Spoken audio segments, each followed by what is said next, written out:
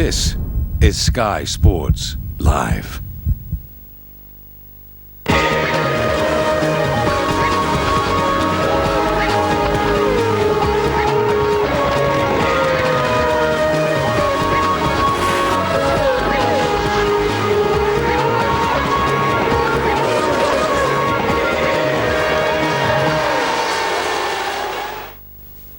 With only 2 rounds to go, the battle for the A1GP Championship is red hot, with leaders Switzerland 15 points clear of New Zealand and France just 5 points further adrift in third.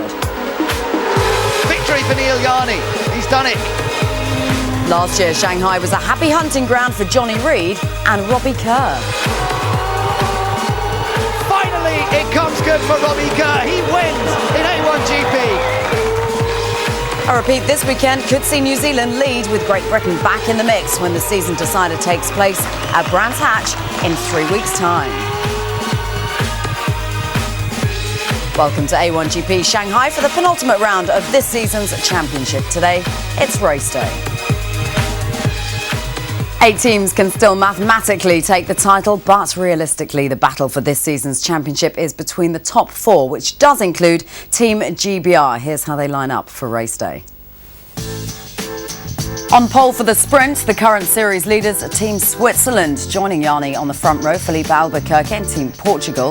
In third, Canada. GBR will start in 10th. Neil Yarni taking his tally of pole starts in A1GP to 7 by putting it on top spot for the feature. USA will line up in 2nd, Portugal 3rd, title rivals New Zealand start from 7th, GBR 8th and France lining up in 10th.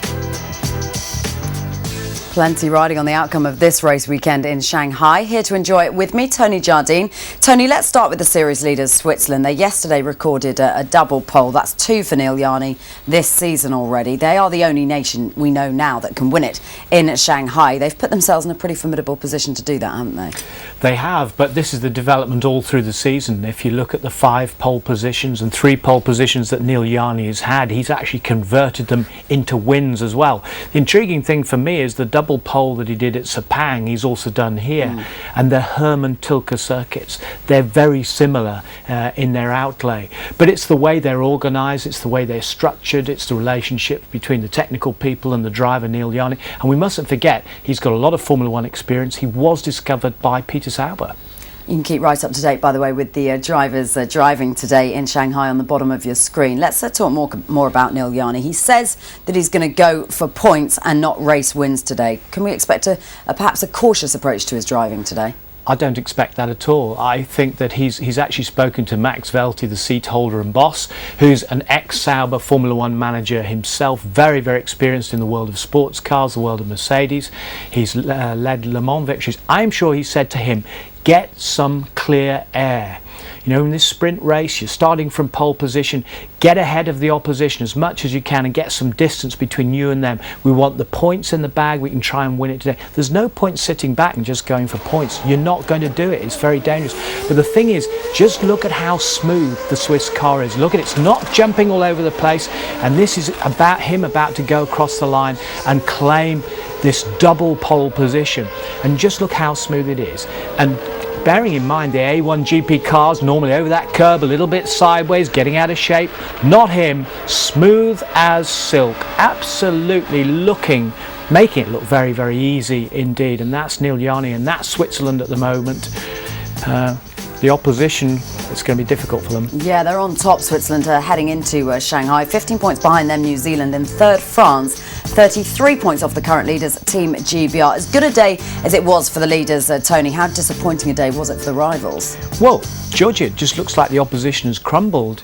You've got to say France are absolutely nowhere, and the gamble of bringing Frank Montagny into the fold hasn't worked out. And where's New Zealand? I think 7th, and GBR down in 10th for the start of the sprint race. What has happened to the data? We're talking about 2 winning teams here in Shanghai, 2 major challengers, and they've been up on the podium here. Where's the data? Where's the information? Why isn't it working like Switzerland? They'll be asking themselves the same questions. They've got to hope that Switzerland makes some mistakes. OK, Tony, thanks for the moment. A1GP has been here before. The Shanghai International Circuit has produced 4 different race winners over the past 2 seasons, including 2 of this year's title contenders in New Zealand and Great Britain. John Watson and Lee Mackenzie have more.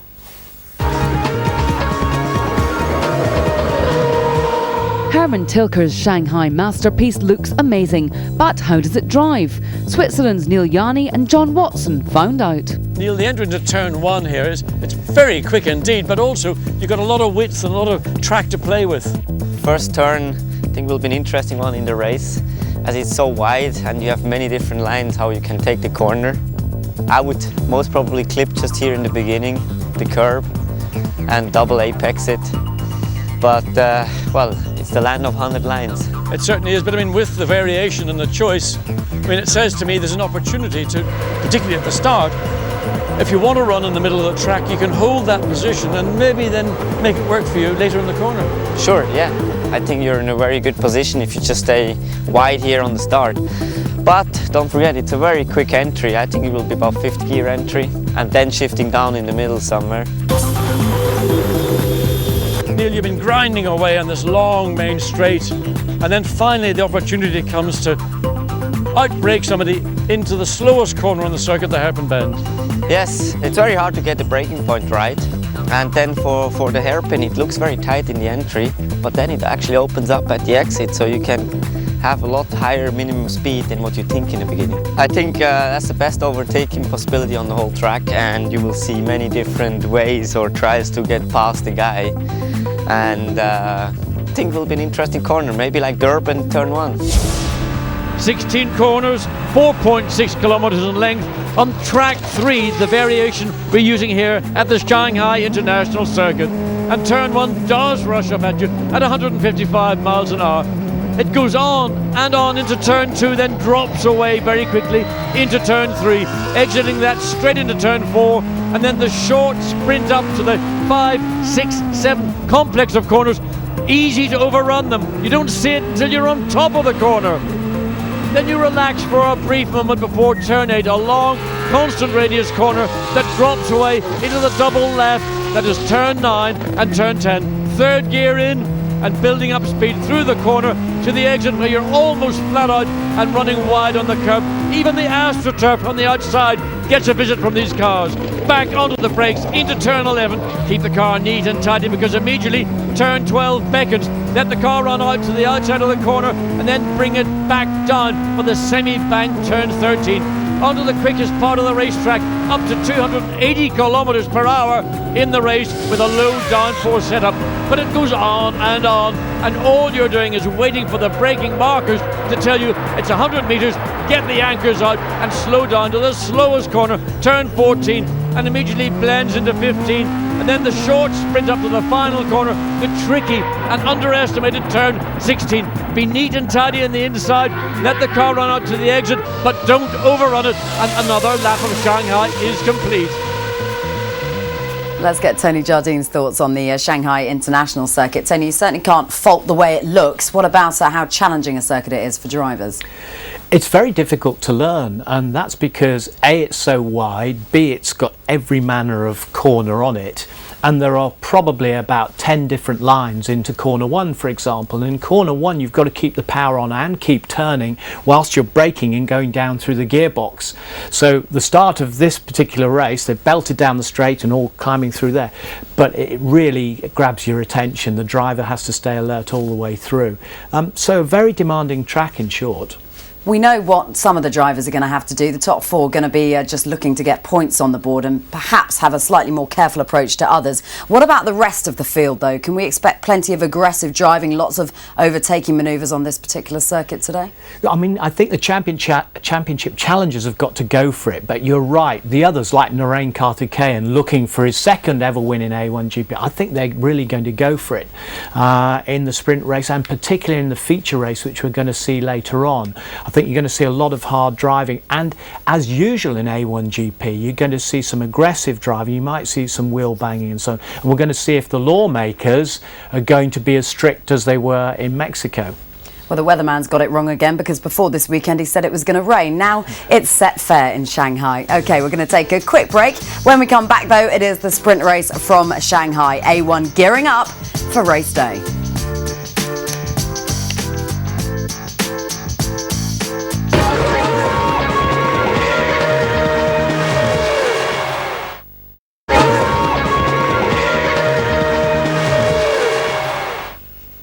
Welcome back to Shanghai. The question that needs answering, and it may be answered today: can Switzerland, the series leaders, turn pole into victory in the sprint and move ever closer to their first title in A1GP? The sprint race took place a little earlier on today. Let's join our commentary team of John Watson and Ben Edwards, who'll take you through the first of the race day action from Shanghai.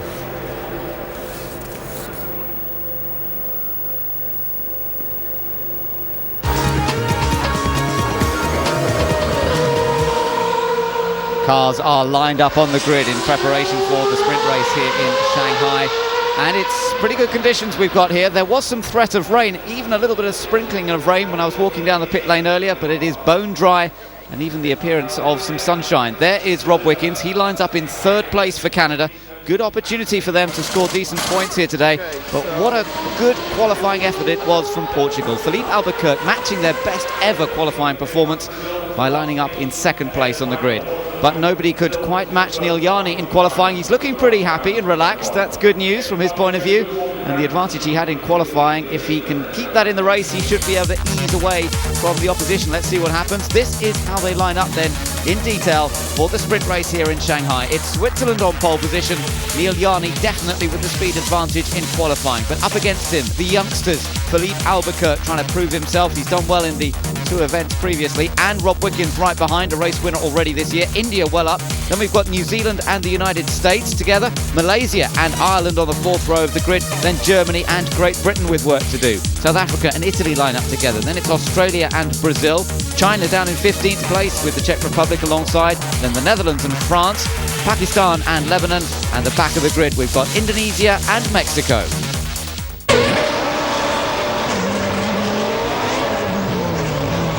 The cars are moving into formation now as we prepare for the sprint race here in Shanghai. It's the penultimate event of the year. We've got two races here today, and possibly the championship could be decided, but that all depends on what happens over the next 10 laps and later on in the feature race. Everybody bunching up pretty smoothly. There's New Zealand looking for a good result despite starting down in 5th place.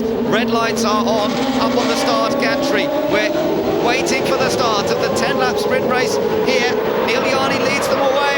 Lights go out, away we go, and it's a great start from Switzerland and Canada coming up. Oh, Sean Reid! Johnny Reid has been hit on the tail, and his car is out. And a first start for Portugal trying to get back up the inside of India, but it's Canada second and Switzerland leading. Battle for third, as you say, but what drama. The Kiwis are in trouble already, and Johnny Reid could be out of this race. We saw him spin off from the middle of the grid. This is disaster for New Zealand.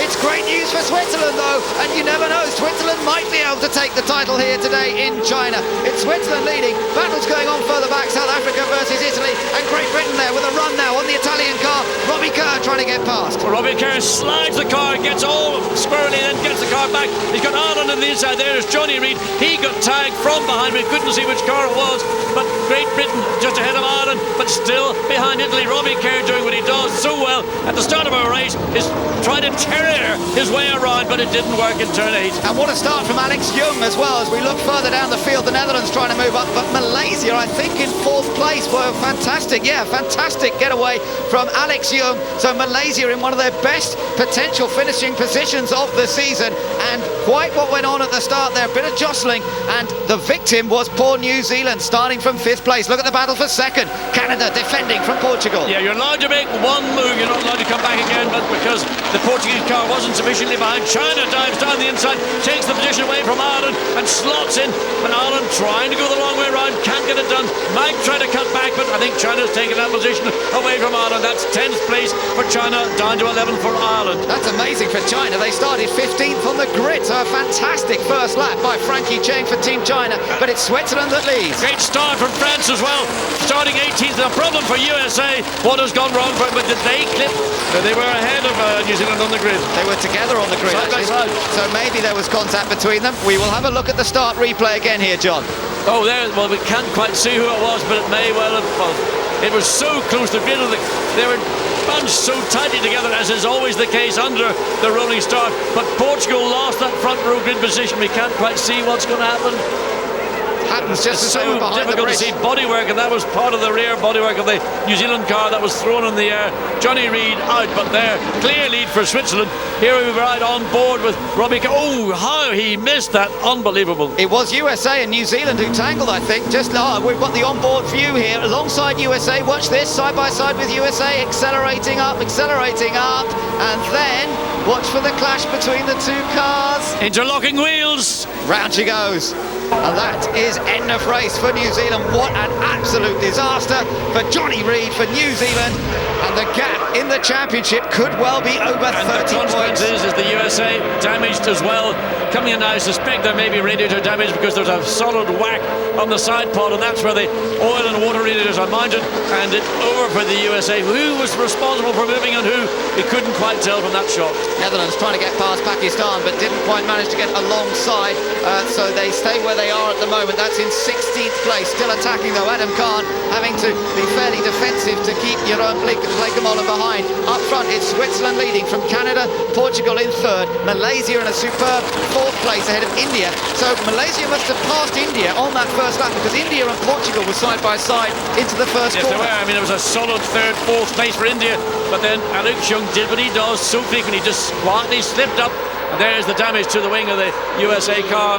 So I can't see any side pod damage, but certainly damage to the right front, the rim, well and truly damaged, and that would lead to steering and probably suspension damage as well. Switzerland have passed his lap, and that's worth a point. That could be vital. Let's see what China's been doing. Oh, this was the pass on Ireland. Yes, the pass down, late braking from Frankie Cheng, got a good run, a bit of a slipstream. Ireland tried to go around with the China car. There it is, just to the left of the picture, but Frankie Cheng was in control and took what was 10th place away from Ireland. Oh, this bitter disappointment for Jonathan Somerton, for Team USA, and he won't want to have been any part of seeing New Zealand go out of the race either. It looked like it was just one of those things of cars tripping over one another in the hustle and bustle of the rolling start. Looking at the power boost figures here, cars use up to 4 power boosts during the sprint race, up to 8 later on in the feature race, and while still some have a few power boosts available, others have used it all up already. We're watching Team Germany there, 6th place at the moment, South Africa up to 7th, Italy 8th, Great Britain in 9th, China 10th, Ireland in 11th, France in 12th place, followed by the Czech Republic. We can go down to the pits now, I think, and hear from USA driver Jonathan Somerton. First of all, Jonathan, just tell me, I think you've hurt your hand. Wait till these cars come past. Obviously you were caught up at the beginning with Johnny Reid. We saw on the onboard camera. Now the cars have gone past, you can hear me. You've hurt your hand. Tell us what happened. I have no clue, really. Basically, you know, I was driving in a straight line, and I guess Johnny decided to come over and try and pull over. And I don't know what happened to my hand. I just lost all steering and everything.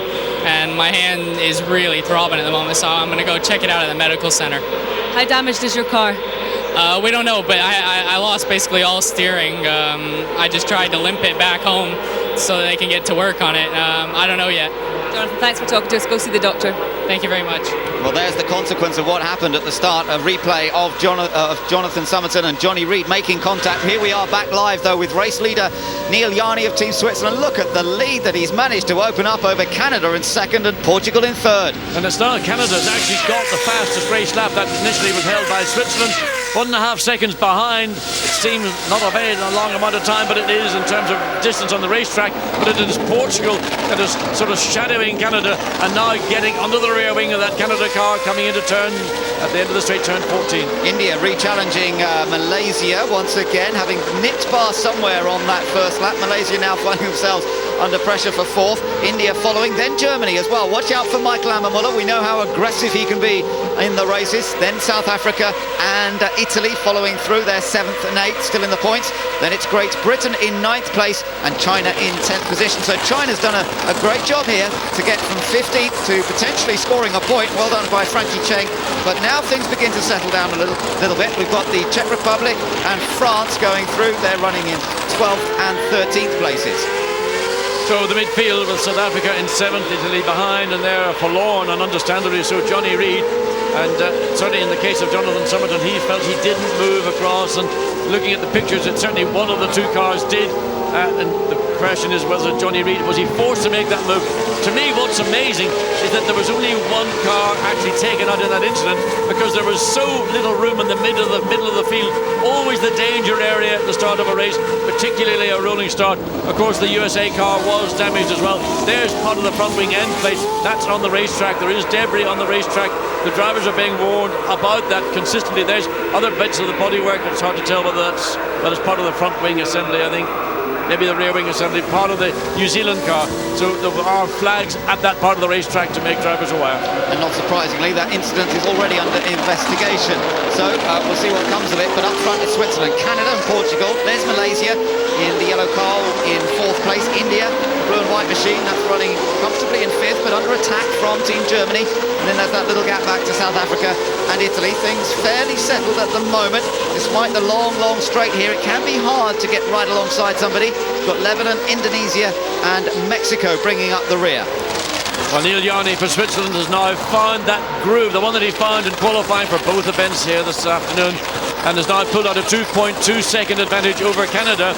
And the gap between Canada and Portugal again has opened up to just a fraction over a second. But Canada, who had the fastest race lap 2 laps ago, gone back to Switzerland. Neil Yarney is desperate to get that extra 1 point, whether he gets fastest lap in this or fastest lap in the sprint race. It's the fastest lap overall that gets that extra 1 point. China chasing after Great Britain, and looking at the lap times, China with a slight advantage. Maybe potentially could go quicker, but of course to do that he's got to get past, and we're riding on board with him. And the onboard data showing us speeds, gears, braking and throttle. There's a very wide angle lens in this camera on the back of the China car. In effect, the gap between Great Britain and China is a lot closer. That's the effect of the wide lens. That's right, yes. Up to the corner where things went wrong for him yesterday in qualifying due to a problem with the car, which they've now sorted, and the car looks quick. Takes a different line to Great Britain through turn 12, now through turn 13. They're pretty evenly matched. Onto the straight they come. This is where you need to be tucked in behind the other guy in his slipstream, but Frankie's probably not quite close enough here. He's actually about 0.6 of a second. That was the gap when they came across the line with 5 laps to go. He will pick up a little bit of the slipstream of the Great Britain car, but he's not close enough. Well, you see there, when I say not close enough, he did run down under brakes the GB car, but then under acceleration, Robbie Kerr is able to pull that gap back out again to what was originally the gap on the main straight. So this is the race for 9th place. China, having got themselves into the points in this one, having performed extremely well on the opening lap, wants to try and claim another scalp, that of Great Britain. But Great Britain needing points in their battle with France for 3rd in the championship. Currently Great Britain on course to score 2. France out of the points. They're down in 12th place. There's Team Brazil with Jean-Guy Negrão making his debut. Solid start. He's down in 14th position. Australia behind him. John Martin lost out a little bit at the start. Started in 13th place, but Australia now down in 15th. Ahead of Pakistan, the Netherlands not really making any progress, despite the boys being here till 1:30 this morning, going over that car with a fine-tooth comb and putting a different engine in. Team Netherlands still not really making the sort of progress we might expect, but that battle for second, John, is still on. Yes, I mean, it's been seesawing between a second now. Suddenly it was just over a second, now it's down to 0.4 of a second. That was that an error from Team Canada, or has suddenly Portugal found a little bit more impetus? Lap times have been hovering around the middle 1 minute 35 at Portugal, but you see have closed the gap. It was 0.6, 0.4 as they came across start-finish line. Certainly it's around about, maybe just under a second now on the main straight, hoping to pick up the same kind of slipstream that China's looking for from Great Britain, but not close enough to make an impression coming under brakes. So, yes, into turn 14. This is the hairpin, of course, where the braking has to be spot on if you're not going to go skating down the escape road and allow an opportunity to the car behind. And Rob Wickens driving solidly and sensibly here. Remember, he's not qualified well for the feature race. He's running in a strong second. He will not want to give up a potential second place finish. They all know they probably haven't got an answer to Switzerland. Switzerland having reclaimed that fastest lap, and the lead now opening up even more to 3.5 seconds first to second. There's Malaysia, then India and Germany. Here comes Michael Hammermuller, the Hammermuller as he's been known. Well, so far so good, but he's right there with Narain Karthikeyan. And you can see Narain Karthikeyan was aware that Germany was feigning to make a dive down the inside. He wasn't in a position to do it, but of course part of the tactic of driver who's chasing will always do is try to put his car into the mirror of the car ahead to get the driver distracted. Once you have a driver who's ahead of you looking in his mirrors wondering where you are, you know that psychologically you got him. Two cars that went extremely well in China, in Zhuhai, and now going well here in Shanghai. That's India and Germany. They were both race winners in Zhuhai. Now they find themselves battling for what is 5th position in the first race of the day. Still nothing to choose between Canada and Portugal in the race for second. The Portuguese car seems to catch up in the slower parts of the track. It may just be Canada's running one hole less on their rear wing, and that then gives them the advantage back when they come onto the main straight. Also, look how low Rob Wickens sits in the car. That means lots of air. There's Fei Denser we have here right now in Shanghai. Gets into the engine. He's looking in his mirrors to check where the Portuguese car is, but he just is able to pull out a sufficient advantage on the straight that when they get to the brakes for turn 14, he's not under threat. No, good stuff this from Rob Wickens so far. He's managing to manage, if you like, control the situation. Here we've got China having a little look. Oh, that was a closer run there for China, but again, not enough to get past Great Britain. No, and Robbie Kerr will not give up. He will always be late in the brakes, but Frankie Cheng determined to put his car a little bit higher than the 10th place he's currently running, and he knows he's got the nation depending on him to put China further forward currently than he sits. Good to see him lapping quickly and consistently after the problems they suffered yesterday, though. And it means that in the feature race, when they've got 2 pit stops to work with as well, he may well be able to move further up the order. But here's that race for second. Philippe Albuquerque qualified on the front row, did lose out at the start a little bit to Rob Wickens, and Wickens controlling things to try and take another podium finish. He really has had a tremendous run recently, has Wickens. That victory that he enjoyed in Durban earlier on, and then coming back to Mexico, he finished in 7th and then 5th in the 2 races. Had a slight technical problem with the car in Mexico, which saw him drop down the order, but here he's fighting to hold on to second. And again, you can see Portugal closes back to the rear of the Canada car, and simply I think it's just a question of who's got how much rear wing. So Canada gets onto the main straight, pulls a slight advantage and then is able to maintain it. But for Portugal, I think maybe just inexperience, being in the front row of the grid and a rolling start probably for the first time, and he just didn't go with Neil Yarni. When Yarni went for Switzerland, he didn't get with the programme quite so quickly, and that's what allowed Rob Wickens, who was in position to follow through Switzerland and take that second place away. Race leader, Team Switzerland, Neil Yarni, will be coming around to go on to his final lap the next time he comes across the line, which is just a few seconds away. There goes Neil Yarni then. Team Switzerland on to their final lap of the sprint race, and it's looking good for not only the 15 points for the win, but the point for fastest lap.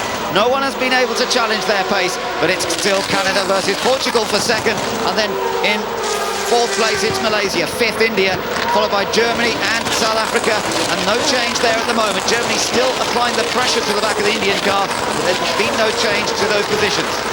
So Frankie Cheng for China still chasing Great Britain. The gaps again opened up. Robbie Kerr managing to put on a few more tenths of a second. The challenge that we saw from China a couple of laps ago, well, it didn't succeed at the end of the main straight, and Robbie Kerr consolidating that 9th place for Great Britain. Little look again from Portugal. Look at that, how close he gets in that slow sequence at turns 9 and 10. But then Canada again, early on the power, eases away fractionally up to the next section. Oh, and a little late lunge down the inside. He really wants that second place. Well, he's got confidence. I mean, he was really never in position to take that position away from Canada, but he was prepared to have a go at it, to unsettle Rob Wickens in the Canada car, and had Rob Wickens be looking in his mirror. Let's look again and see what happens. I mean, he's nowhere near in position, but he goes late in the brakes. Rob Wickens might have caught it in the mirror, might have said, oh, I'll move to the right and give you a bit more space to avoid a collision. Didn't happen, but it was very close. What a crucial drive this could prove to be in terms of the title battle for Neil Yarni and Team Switzerland. They are going to come through to take victory here in the sprint race in Shanghai. Switzerland take their 4th win of the season, and most crucially, New Zealand have not scored any points here in this one. Canada takes 2nd place. Portugal finishes in a tremendous 3rd. It's another podium finish for Philippe Albuquerque in only his 3rd outing, 3rd event in A1GP, that is. Malaysia 4th, India 5th, Germany 6th, then South Africa and Italy. Great Britain holding on to 9th from China, followed by Ireland and France. Then it's the Czech Republic and Brazil coming through. So Switzerland celebrating the first win of the day, and that is a tremendous achievement for Neil Yarni, particularly with those problems for New Zealand. And just look at the delight down there on the Swiss pit wall. They know how important this victory could turn out to be. 15 points for the race win, but not only that, they also got the extra point for fastest lap as well. So it's a 16-point maximum from the first race of the day, and with New Zealand failing to score, well, that really does put them in the driving seat in terms of the championship. Celebrations going on down there, but bad news for Johnny Reid. Let's hear from him. Johnny, we've spoken to Jonathan Somerton. He was of the opinion that you moved across him. How did you see it? I saw it that we just touched and it happened so quickly. I went round and bang, it's all over. So, you know, it's going to be very, very tough for the championship now, but what's done is done, and got to look forward and go for race wins and put on a charge in the feature. And how bad do you think the car is damage-wise? There's a bit of damage. One of the tyres is destroyed as well, so it's a shame it had to happen so early on in the race. You can sort of understand it a little bit further on, but that's the way it goes. It's a tough sport, motorsport sometimes, but it's how you bounce back. Thank you, Johnny. Well, so disappointing for Johnny, and all credit to him for speaking to us when he must be feeling absolutely gutted by that. Taking another look at that, the Black Beauty just spins through the middle of the pack. The remarkable thing is that nobody else hit him. They were just closely bunched together, and I think he put it down as one of those racing incidents, really. It didn't look as though anybody moved over very significantly on anyone else. Obviously there was just a slight touch, and this was the view on board the New Zealand car. If you look behind him, compare his line to others, it doesn't look as though there's much deviation of line from either the USA car or the New Zealand car, and yet the contact is made and round she goes. Ireland did well to avoid that. I think they lost quite a few places in braking, but at least they did avoid hitting that car. It's Neil Yarni who celebrates though with Max Welti, the seat holder for Team Switzerland. And that victory is so significant. Neil Yarni looks cool and calm and collected. A fairly short sprint race, of course, but still worth the same number of points as the win in the feature race, and it gives them that comfortable series lead, and the boys know how important that was to the whole team and to their aim of trying to wrap up this title. There's Philippe Albuquerque also celebrating, but the Kiwi car, there it is in the pit lane. In fact, they can still push it, so the damage on it is not quite as bad as it might have been. Hopefully they're going to be able to repair it fairly quickly and get it ready for the feature race later on this afternoon, and you can bet they'll still be fighting until they really can't go any further. Waiting for the winner to come out. There he is. Neil Yarni punches the air. He's done this a few times this season, but you can't say they've dominated. Nobody has really dominated this season in the style that we've seen France and Germany do in the past, but that is an important win. Up into second place then comes Rob Wickens of Team Canada. He fought quite hard to hold on to it, and there's going to be some celebrations there. And third place, another third place for Philippe Albuquerque. He took the same finishing position when he made his debut in South Africa. He may have inherited one or two of those places, but on this occasion he certainly earned third position, and he'll be looking to do more podium finishing later on this afternoon. So the medals about to be presented, and we've got that real contrast between driver experience levels on the podium, which is fun to see. Neil Yarni, one of the most experienced A1GP competitors over the last 3 years, but two youngsters alongside him who've really impressed us this year. Philippe Albuquerque in only his third ever meeting in an A1GP car, and surely this guy is the star of the future. He's determined to focus on A1GP for the end of this year and indeed into season 4, and I think he's going to be one to watch. Rob Wickens, we know, already a race winner, but remember it's still his first season of A1GP as well. Back on the podium, as we've seen several times this year. That remarkable podium that he achieved in Australia in the wet conditions, starting in 15th place. He has already proven himself to be a star in A1GP. So this is the new guard, if you like, but up there on the top step of the podium, the old guard. He's only 24 years old. Neil Yarni still has a massive future ahead of him. He might be experienced, but he started his top-level international career at still a very young age. There he is. He's achieved great things in the United States as well, but now back in A1GP and really focusing on the title for the team this year. Not distracted by any other campaigns. He's taken victory here in Shanghai.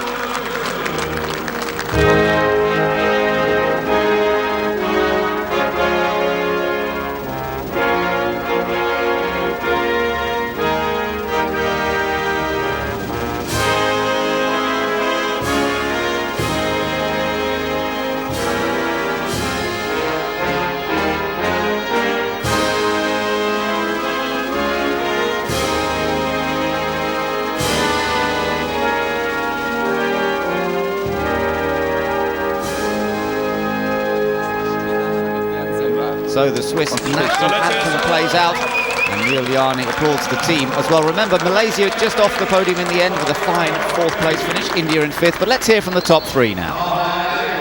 Yeah, what a great start to your day. Race win, fastest lap, New Zealand no points. The man who starts beside you for the feature race is an injured hand and damaged car. Can things get any better? Well, in the points view, definitely not. I hope Jonathan can come back for the second race. But yeah, I mean, it's a great day, a great start to the day. I hope I can do it in the second one, and if we are lucky, can even get the championship already this time. You made a flying start out there. I mean, it was a bit of a lonely race because you were so far ahead, but I don't suppose that's a problem when you're going for a championship. No, not at all. I mean, I tried to get quickly a distance between me and the other guys behind me, so I just would have a calm race. Still had to push and try to get the quickest lap because Robert had it once off me, so I had to push again. And had to fight a little bit with the car, so we can still improve it and be hopefully even quicker. Neil, thank you very much. Robbie, just talk us through your start because you made a flyer as well. Yeah, really, I think being on the inside on the rolling start here was a big benefit just because it's such a long corner. Yeah, and I got a good reaction time to when Neil decided to go, and I had a little bit of luck when Portugal got on the limiter a little bit. So I think, yeah, I lucked out okay, and I was just happy, I guess, to make it through the first corner, and then from there just settle in and attempt to keep up with the Switzerland car, but no, we still have a lot of work to do to the Canadian car. And I think we have a tough race ahead of us in the feature, but I think it's possible to make it back on the podium. And in 3rd place was Team Portugal, Philippe Albuquerque. Philippe, just tell us about the start you made because you lost a position. Yeah, I did a mistake that cost me a lot. I went straight away to 3rd place, and I had still to fight for the 3rd place with Kartikeyan with Team India. And yeah, I was able to be 3rd at least. And then I was trying to push for Robert to go 2nd, but it's very hard to overtake here. And he was getting the team orders, instructions when I was using the push to pass. So I was not able to catch him on a straight. So yeah, 3rd place, it's still good, a podium, but as not as I wanted. So confirmation of the result. Switzerland take the victory from Canada and Portugal. Malaysia well up there in 4th, ahead of India, Germany. Then South Africa in 7th, and also in the points, Italy, Great Britain, scoring 2 points for 9th place, just ahead of China after a good battle between those two. Behind them, just outside the points, was Team Ireland. France also outside the points, and the Czech Republic. But the most notable non-finisher there, of course, New Zealand, failing to score any points at all.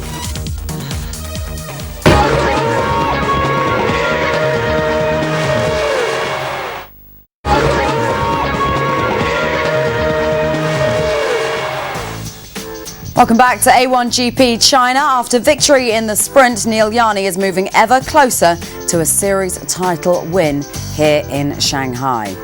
Confirmation of the sprint race results. Switzerland converted that pole start into a race win. 6 victories for Neil Yarni now in A1GP. Canada and Portugal swapping starting places. GBR moving up 1 to 9th, France 12th. But most crucially, of course, the main title rivals, New Zealand, crashing out. Let's take a little look then at how that affects the table. Switzerland increasing their lead at the top to 144 points. New Zealand, after a disastrous sprint, 31 behind. France another 5 off the pace. GBR mathematically still in it, but realistically it is unlikely. Switzerland now need to finish the feature with at least a 33-point advantage over New Zealand. Okay, let's get Tony's thoughts to what we just saw there on the sprint race. Tony, let's start at the start. Disastrous from New Zealand. Couldn't be better for Switzerland. Well, Switzerland are incredibly cool, aren't they? It's like a sort of Swiss mountain stream. It's just flowed. It's been so smooth. It's been marvellous to watch. They've left nothing to chance. But look at this. He controlled everything from the start, Neil Yarni, and then you've got the big tussle going on with Portugal, Canada, and behind there is Reid off into the barriers. Absolute disaster here. And he's been spun out. And we see in a second it's the contact with USA. And we are indeed very, very lucky. How did GBR miss Ireland there? I don't know. Goodness me. Very, very lucky. And if you just look, you can see the rear wheel of Reid moving across. I'm looking at the grid lines. It looks to me like he possibly moved. You'd need an aerial camera to confirm it, but it looks to me as if Johnny Reid has moved. So all of that going on in the background. In the foreground, though, Team Switzerland are ever extending their lead early on. Yesterday had so much pace in qualifying, and today Neil Yarni seemed to find it here too. But this is relentless speed, and we've looked at how smooth and how silky the car is and how it's performing. I said before the start of this race, he'll tell him he'll want to get some clear air to get ahead. He's got his head down. That's what he's managed to do. But it's been relentless. I hate to say it, but it's almost sort of Swiss precision, isn't it? Yeah, let's take a little look at what was going on in the battle for second between Canada and Portugal. They traded places. A tough battle this for second, Tony, between these two. Two promising drivers, aren't they, Wickens and Albuquerque? Two fabulous talents. I mean, Albuquerque here in second place, making the dive down the inside here. The Portuguese is the best thing since Pedro Lamy, who was a Portuguese Grand Prix driver, backed by Luis Fago Foundation. And Rob Wickens, sensational at 19 years of age. He's already got this one win behind him. And Albuquerque, who on his debut in South Africa went straight onto the podium. Those are two precocious talents right there. So it's not over yet, but as far as you see it, do you anticipate Switzerland being crowned series leaders and champions by the end of play today? If Switzerland do what they've just done in the sprint race, yes, of course, because if they take the win, I think mathematically no one can challenge them then. But there's a lot to do. There's 2 pit stops. It's a long race. Many things can happen. Look what happened to Switzerland in Mexico. Their pit stop all went wrong, and they ended up having a drive-through penalty, and Yarni ended up crashing. Anything, therefore, can happen. Well, ahead of the feature race action, let's take you back trackside and join Lee McKenzie. Thanks very much, Georgie. Hello and welcome to Shanghai. It's not too cold. It's a little overcast though, although the sun doesn't really normally break through this smog here in China anyway, so we're used to these conditions. Now, we're at the modern circuit here in Shanghai. It's fantastic to look at, but what's it like to drive round? Well, a person who's got a great set of results in the past year is Great Britain's Robbie Kerr. He joins me now. Robbie, you've had some good results. You were first and second here in the races last year. What's the key to this track?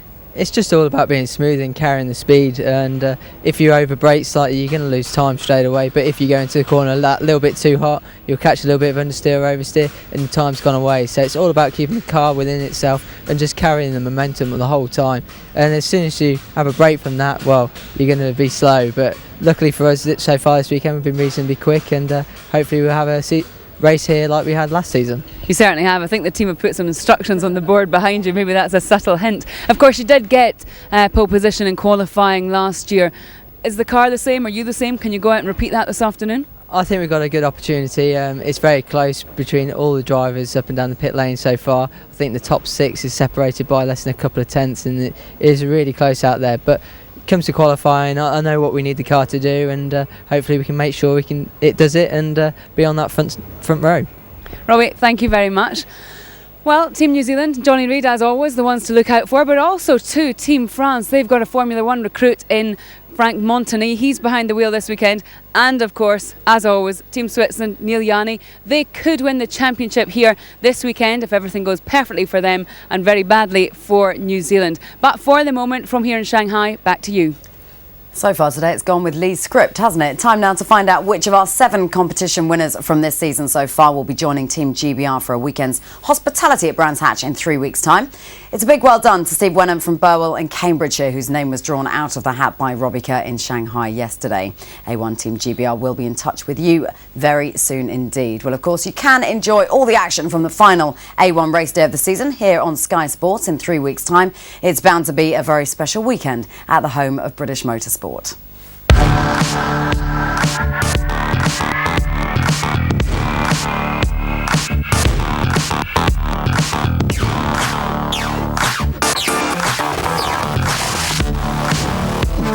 Welcome, motorsport. We get underway. Oh, this is going to be a close battle. It's Brazil. Brazil wins. What a maneuver! Oh no! Oh no! Would you believe it? He times it perfectly. What a drive! Robbie Kerr, he wins at Brands Hatch.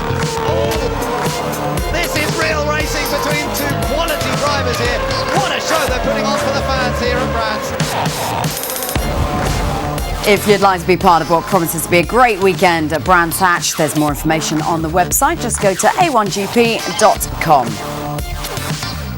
OK, we're going to take a quick break. When we come back, though, it's the feature race live and uninterrupted from a show-stopping Shanghai.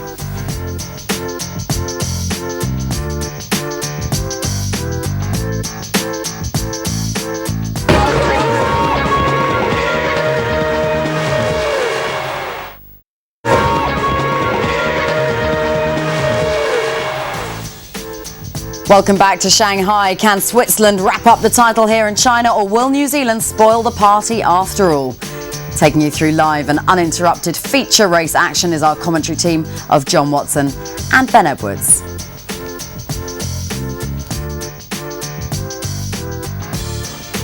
Round 9 of A1GP World Cup of Motorsport takes place in Shanghai. We've seen victory for Switzerland in the sprint race, and Switzerland starts on pole position for the longer feature race, and they could wrap up the title here today, but it may well still go to the final rounds at Brands Hatch in Kent in the UK on the 4th of May. We really are into the closing stages, the climax of the season, and a number of nations still looking for a victory, perhaps even their first ever victory in the case of Team USA. Starting up front, Jonathan Somerton on the front row of the grid alongside Switzerland. Another team we must keep an eye on, a team that was very much to the fore in the sprint race. That's Team Portugal. They're directly behind Switzerland on the cleaner line in the run down to turn one. And of course, wasn't such a good start in the rolling start for Portugal.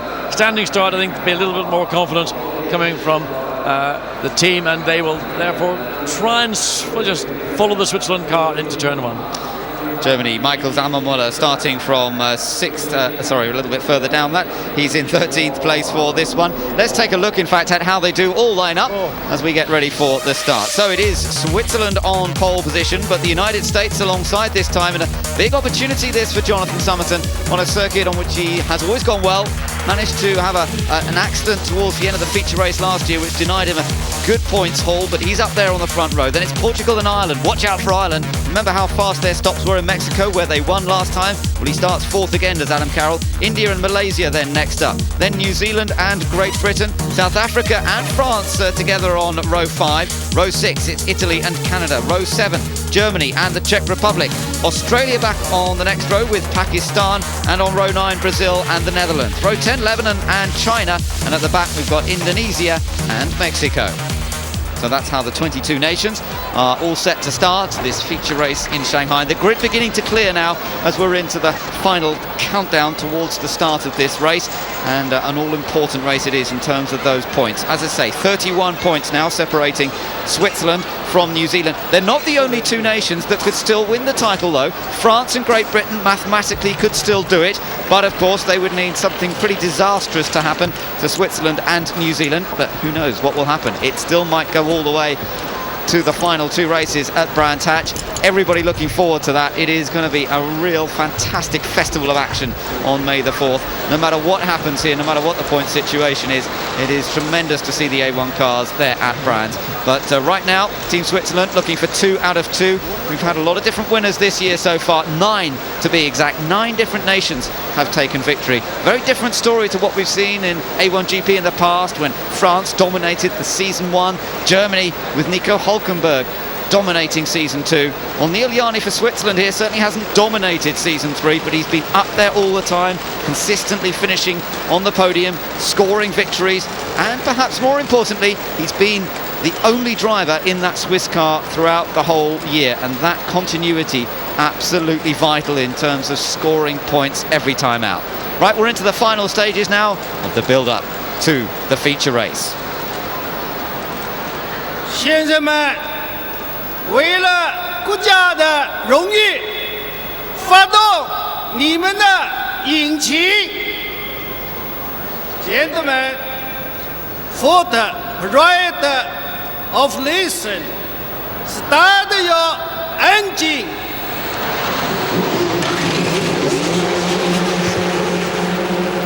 And there we go, engines are fired up. Those Zytec V8 engines which have performed so superbly in the back of these A1 cars for nearly 3 full seasons, where here they're being pushed hard down that long straight that makes up a good portion of this circuit, where they're travelling at speeds of 170 miles an hour, 280 kilometres per hour, where there's 19 tons of load on each of the 8 pistons in that engine. It's amazing how they stand up to it, John. Yes, it is, and that's only revving to 9,000 RPM. RPM. Imagine if you doubled it, what it would be like, but 9,000 is the limit, and only with power boost you get that extra 250 to 300 revs. It gives you another 30 brake horsepower. You've got 8 shots of power boost for the feature race. Most will use it at the start of the run down into turn 1. South Africa looks as though the car's ready. They've got the tyre blankets on, so they will be sending him down to the end of the pit lane, I'm sure, once all the cars have set off on the formation lap, and away they go. Let's just make sure they're clean away. Our vantage point looks down towards the back part of the grid. I'm looking down, yeah, the last couple of cars have moved away. Final car is Mexico. Yeah, Malaysia were a little bit slow moving off, and Robbie Kerr had to dive around the back of that car, but that was just Alex Young taking his time. He doesn't need to do anything too much to practice. He's done this so many times. The most starting driver, I think, is the best way to describe Alex Young of Team Malaysia. And Adrian Zog sits impassively. And this is the worst situation for a driver at the start of a race. You know that you're going to have to start from the pit lane, and really your chances have been diminished so much. 31 points between Switzerland and New Zealand, and then, as you can see, a fairly small gap in the battle for third place between France and Great Britain. 11-point gap there, 10 points further down. Then Netherlands in on 80 points. They've just been passed by Germany as a result of the sprint race here today, and all the way down through the field there are little private battles going on. Malaysia now suddenly with a chance of getting past Mexico. Unlikely to get past USA today, because USA are on target to score a decent haul of points. 15 to the winner, 12 points to second, remember, 10 points to third, paying down to 1 point for 10th position. And there's the all-important prize money. $100,000 was won by Team Switzerland for the first race. There are $200,000 on offer for the winner of this one. The second pit stop window is now known. It's going to be between lap 24 and lap 32. Yeah, so you've got a reasonable run all the way between that first pit stop, assuming that you come in early, all the way to lap 24. So Max Velti looking slightly tense, I have to say, as the cars come around in this formation lap before they take up their grid positions. Obviously he would love to wrap up the title here for Switzerland and not have to go to Brands Hatch, because Brands Hatch is a much less predictable venue in terms of weather and a different track, the whole factor of doing it under pressure as opposed to trying to wrap it up here. And the advantage that Switzerland have got over the rest of the field is pretty clear for all to see, including the 21 other cars that are running behind Switzerland right now. Well, yes, let's see what happens though. We had a drama off the start here, didn't we, in the sprint race? And we've still got to get them all through that first corner. They've done pretty well here. It's interestingly, at the previous meetings in Shanghai, we've had different winners for each of the races. Malaysia won the very first race here, then the Czech Republic won the first feature race, and then last year we had a victory for Great Britain in the sprint race. Marion Carthagena, what are you doing? I mean, he nearly lost the car completely, and then he had another go at trying to prove he could do the same thing all over again. Trying to prove it wasn't really a mistake, yeah. No, absolutely. That was as he was pointing towards the grass, and in fact had to get the front wheel across the grass to get the car back straightened up. Interesting that South Africa have actually decided to not send him out. I think they could have joined the back of the grid. They probably decided to leave the tyre blankets on and get a bit more temperature in the tyre before sending him down to the end of the pit lane. So tyre temperature is obviously important, and for Narain Karthikeyan, he got a bit carried away trying to get tyre temperature, but he's managed to get the car on the grid, and here comes South Africa now heading towards the pit lane exit. So he'll go down to the end of the pit lane, sit there until the entire field passes the end of the pit lane, then he will be allowed to join the racetrack. The one benefit is that he will not get involved should there be an incident in turn one, and inevitably there will be one form or other of contact. Big gap in front of Team Italy where South Africa should be, so that gives Eduardo Piscopo a little bit of a run heading down towards the first corner. There is that gap in the middle of the shot. Mexico, last car to move into position, so it looks as though we're all set to go here. Watch that starting gantry. Watch out for those red lights to come on. Who's going to make the break here? Lights go out, away we go, and it's a good start from both front row men. Here comes USA though. Jonathan Somerton certainly going to go on the attack, and Ireland trying to squeeze from the inside. It's USA with an easy run into the first corner. India up into third position there. Good start from Karthikeyan. Portugal struggling again off the line a little bit and has dropped at least one, if not two places. Yeah, they tried to muscle Ireland out of a position, and that meant that really both of them were affected. Malaysia now slides up alongside Ireland, so from 6th place in the grid, Alex Young, he has to drop back as they go through this turn 5, 6 and 7, and then the run up into the long turn 8. Johnny Reid directly behind Malaysia in that yellow car. Well, he's gone a lot further than he did in the first race. race as Johnny Reid, you're riding on board the Black Beauty. He's now in 7th place behind Malaysia. Behind him is Great Britain with Robbie Kerr at the wheel, and he's going to be charging hard. France there as well. And remember, Great Britain and France are battling one another in the points. Czech Republic, Philippe Salaquada moving out of line. He's defending from Germany. I think one of the cars that may have been Germany ran wide. They go side by side at turn 11, but Germany's had to fall back into line. But somebody got wide on the exit of turn 10, kicked him to the dust. That's why the Czech Republic suddenly leapt to the left by about 10 feet. So Germany losing out big time on this opening lap by the looks of things now. Who's on the power boost? USA's on the power boost, leading the race. USA on the power boost down towards the hairpin. Ireland haven't used any either, Switzerland haven't used any, but really all Neil Jani has to do is shadow that USA car. Here they all come, look, 3 abreast, coming down under braking, and was Pakistan going to slide under Australia as Brazil tries to go around the outside of Pakistan. Yeah, that was well behaved. I have to say they've all done a really good job coming down to that hairpin on the first lap in both races. It's USA that leads, Switzerland in 2nd place, India in a strong 3rd position, Portugal in 4th, Ireland in 5th, then Malaysia and New Zealand. There is the battle between India, the blue and white car, and the Portuguese car, the red, green and white machine of Philippe Albuquerque, who finished 3rd earlier on today and wants another podium finish. But at the moment, he's dropped down to 4th, and he's got Adam Carroll in that Rapid Ireland car right behind him as well. So things just slowly beginning to settle down. We've got the USA leading, and that's a half a second gap over Switzerland. Switzerland not concerned at all by the fact that the USA is leading. We know that the USA car was damaged. It should be fine, but of course the right hand of Jonathan Somerton might be okay right now, but at the end of 38 laps they be throbbing. Canada not able to gain many places on the first lap, started 12th, now in 11th, although that doesn't really mean they've gained anything because South Africa wasn't on the grid. Somebody kicking up the dust there. South Africa is in the race now, by the way. At the back of the field, you'll see South Africa has caught up to the back of the field, but now the hard bit begins because Adrian Saub's going to have to try and battle his way through from the back there. On board with Team Ireland. This is the lead onto the main straight. Yes, following in the wake of the Portugal car, just half a second or so ahead. Too far back to really catch up any meaningful slipstream, but once, of course, Portugal hits on the brake, that gap will foreshorten. Once we get to the exit of the corner, it'll open back up. Italy defending from Canada. Rob Wiggins dives down the inside, makes the pass, did he hit the back of the France car? Over around the corner, and Eduardo Piscopo comes back and regains the slot. He lost. That was last scoring points place, 10th place. Intelligent driving from both there. Piscopo gave him space, realising he was on the way through anyway, but Wiggins overcommitted, just about managed to make the corner. Italy reclaimed the spot. Good stuff from those guys. 10th for Italy, 11th for Canada. Canada on the charge again, but not able to nick past on the approach to turn 1, which is very, very fast on the entry. Pakistan trying to do likewise. Yeah, but it's difficult. Once you get that late into turn 1, you've got to be very, very careful not to overcommit and then run into the car ahead of you.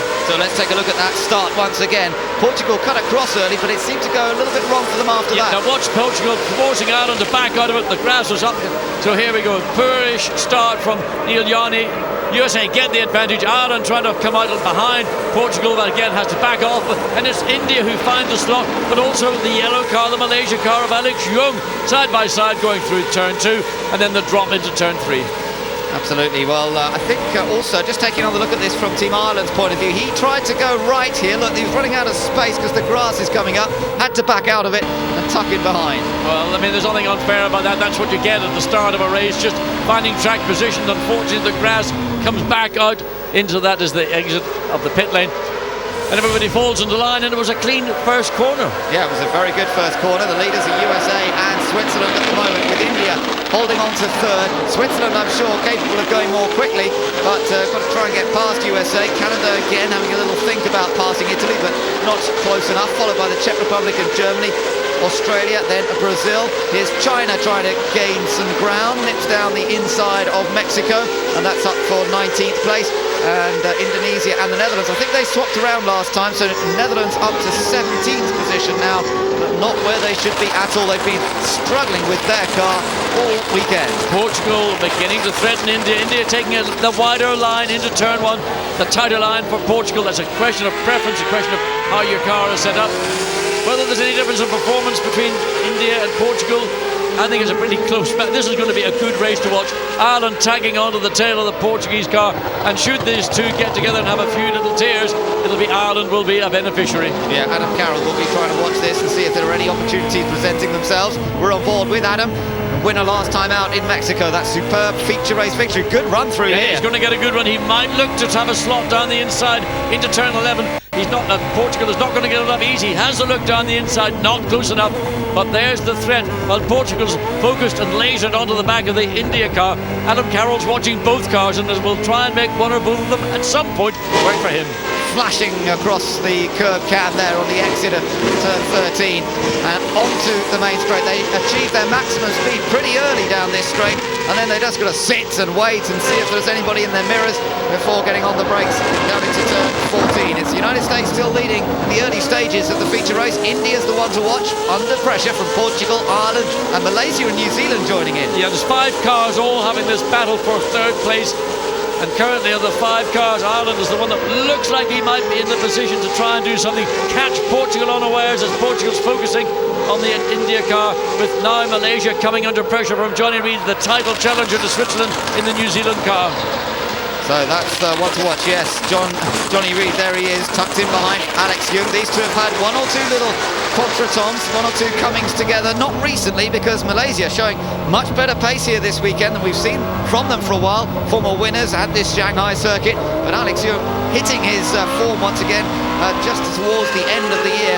And Johnny Reid now is going to find it pretty tough to get past that yellow car with Alex Young, the most experienced A1 driver out there. He's going to make it as wide as possible. Well, 1 year ago, Johnny Reid was winning a race and he took second in the other event, so he has got, if you like, a bit of a sweetheart relationship with the Shanghai circuit, but he needs to find the track position, particularly somewhere out of the exit of turn 13. If he can get close to Alex Young, he will have an opportunity, but of course Young, the most experienced driver, will not, under any circumstances, give Johnny Reid any slack. Great Britain running in 8th place, then France, their big rivals, in 9th place. France currently holding on to 3rd in the points. Frank Montagny will probably be relatively happy to shadow Great Britain. Fastest lap from USA, but look at Switzerland shadowing every movement that Jonathan Somerton makes, and Somerton's not able to get away at this stage. Switzerland potentially, I think, could go a little quicker even than Team USA, but they're not in clear air. These two, though, are escaping from the likes of India and Portugal. Portugal right on the gearbox of India coming out of turn 14 as Switzerland runs the curve on the exit of turn 16. Now watch for Portugal, they're going to have a little sniff down the inside into turn 1. The gap, well, it's what, 3 car lengths, not close enough to make a serious attempt to pass, but at least it keeps the pressure on India. Keep your car in the mirror of the Indian car. 5 laps completed. Remember, when we get to lap 8, the pit lane will open up for the first round of pit stops, but we're a few laps away yet. Frank Montagny in the French car giving Robbie Kerr in the British car a hard time. We haven't seen France really to the fore since Loic Duval was a winner for that team. And now Frank Montagny really coming to terms with A1GP, having been here Friday, Saturday and now Sunday. That's right. First race was this morning in an A1GP car. He seems to be getting to grips with it pretty quickly. Narain Karthikeyan, well, we know that he can deliver the results. Race winner in China earlier on in this season, that was back in December, and now he's got to fight for his position. He's in 3rd at the moment from Portugal, Team Ireland and then Malaysia. Now let's listen in to a little bit of the radio at Team Switzerland. If he pits, we stay out. If he pits, we stay out. Well, that's a pretty good strategy. If he picks, we stay out, says James Robinson over the radio. That's his engineer calling the strategy to Neil Yarney. Yes, I mean, what he will do is, if USA comes in at the end of lap 8, he will then, for the first time, have clear air. Portugal gets alongside India, down into turn 14. That is an excellent pass. That's how you should pass in motor racing, and doesn't give India the chance to come back. That's been on the cards.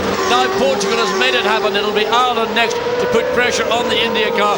But watch Philippe Albuquerque, really one of the talents, the young talents that's come in at the end of Series 3. Thumbs up, clinical manoeuvre that was from Philippe Albuquerque. And just talk us through it, John. It was well timed, wasn't it? Perfect. That he got the slipstream out of turn 13, got under the rear wing. I have to say, in fairness and good sportsmanship, Narain Karthikeyan did not attempt to block which is sometimes what you see other drivers, particularly young or fresh drivers, in a race series to do. The sportsmanship from Narain Karthikeyan, he gave up that place. It's a clean, fair, well-executed overtake. So Albuquerque has got himself and Portugal up into third position, riding on board with Adam Carroll. The question is, can Team Ireland now do the same? Maybe Karthikeyan's car not working so well on the longer run. Maybe the tyres are going off more quickly. Wait to find out what happens. We're on board with Adam Carroll. Of course, cars carrying a great deal more fuel than they did in the sprint race. That does a bearing on how a car handles. Sometimes a car works well on the heavy fuel load. Other times it prefers the fuel load to dissipate. And right now it would appear that Ireland equally have got more pace than India at this point in the race. And again, watch for Ireland to try and emulate what we saw Portugal one lap ago do. On board with Johnny Reid briefly, you could see how hard he's trying, but he's not able to get past Alex Young. But he's also being patient. He knows that the pit stops could affect things. Ireland on the power boost, yes, looking for the opportunity perhaps to have a go at Team India. He's closed right up this time. Karthikeyan covers the inside. That's intelligent driving, but Adam Carroll can't make it round the outside unless he can cut back now on the exit. Well, he's going to get alongside, but he's not going to get ahead as with a bit of debris in the track as they come up to turn 16. He'll have to yield, but he may get the slightly better exit as Karthikeyan runs wide over the curb. And again, right under the rear wing. Power boost from Ireland, pulls one way then the other way, right down by the side of the pit wall, gets alongside and takes the corner away from India as they go on to lap 8. Great stuff from Adam Carroll, and he puts Ireland up into fourth place, gets past Team India.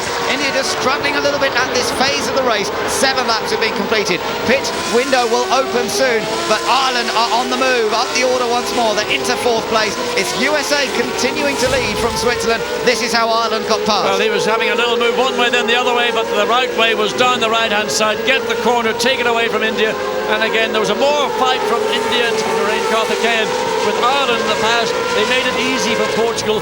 And let's look and see now as we get, that's the switch back that occurred on the way in, but the extra speed on the exit of turn 16 gave Ireland the chance. Here's the block one way, then switch back the other way, very close to the pit wall. The guys with the pit boards are saying, whoops, bring those back in.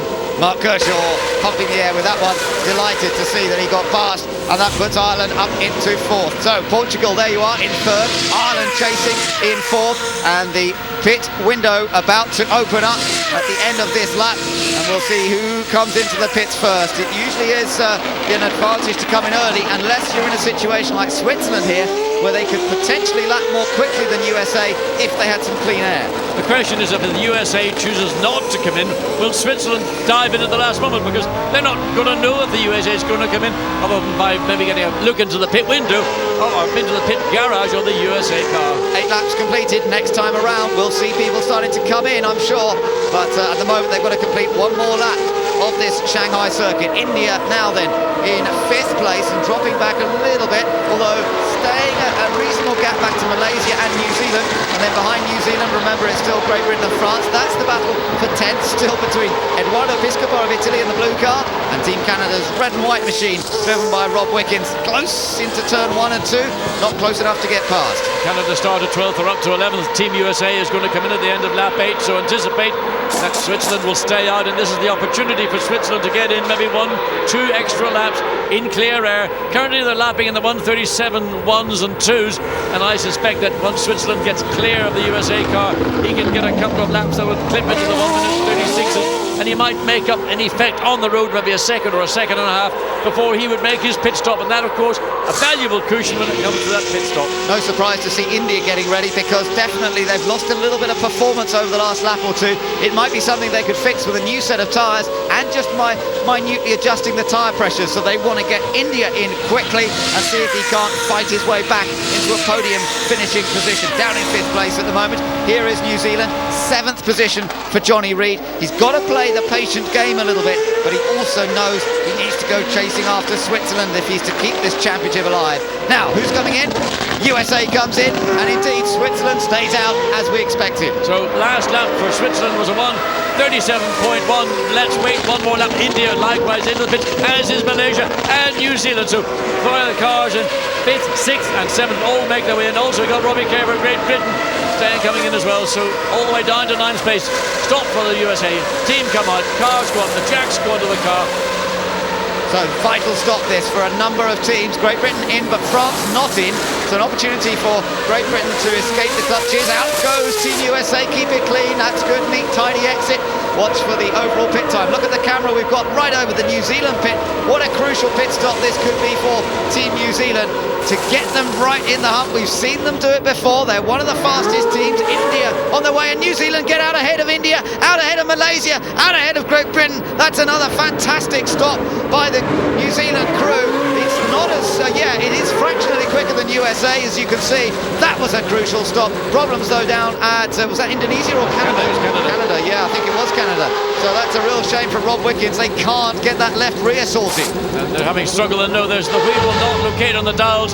Robbie Wickens is sitting there waiting for that wheel. He's got a mirror on that so he knows what's going on. So have another go. The wheel will not locate onto the dials. They've now got it, but the time lost the best part of a minute overall, as we now see a fastest sector time in sector 1 for Switzerland. Still have not recorded a fastest sector in sector 2. That's gone to Ireland, who've got that fastest sector time. To Switzerland, we wait for them to come across the line to see whether he can improve on the fastest lap that he's had so far. Portugal in, so Portugal in a lap later, and Ireland in as well. Now, they will be under threat perhaps from New Zealand. That's going to be interesting depending on where they come out and how quick they were on that lap. But Switzerland, as you say, also into the pit, so we've got to see the race leader in, and they'll be comparing themselves against USA and see everybody coming back out. So the boys go to work. Limited number of people allowed to work on the car in A1GP. They have to stay in the garage until the car is stopped. Good stop by Portugal. That looked pretty effective. And Switzerland's rolling as well. Ireland has got the car off the jacks, and it's coming out behind the Portuguese car. So nothing gained or lost other than we've got Ireland behind Portugal and Switzerland in the pit lane. With USA, I think, look, USA's going to stay in front. Switzerland rejoins and USA stays in front. That's a surprise, but USA have maintained the advantage, and Jonathan Somerton continues to lead this race into the second stint. That will give them some real confidence. Identical stop for both Switzerland and Ireland, 37.2. USA did a 37.8, but that was a very good outlap for Jonathan in the Team USA car, because he must have used the tyres at their limit, because he was fractionally slower than the Swiss team were in the pit stop, but he still managed to retain the lead.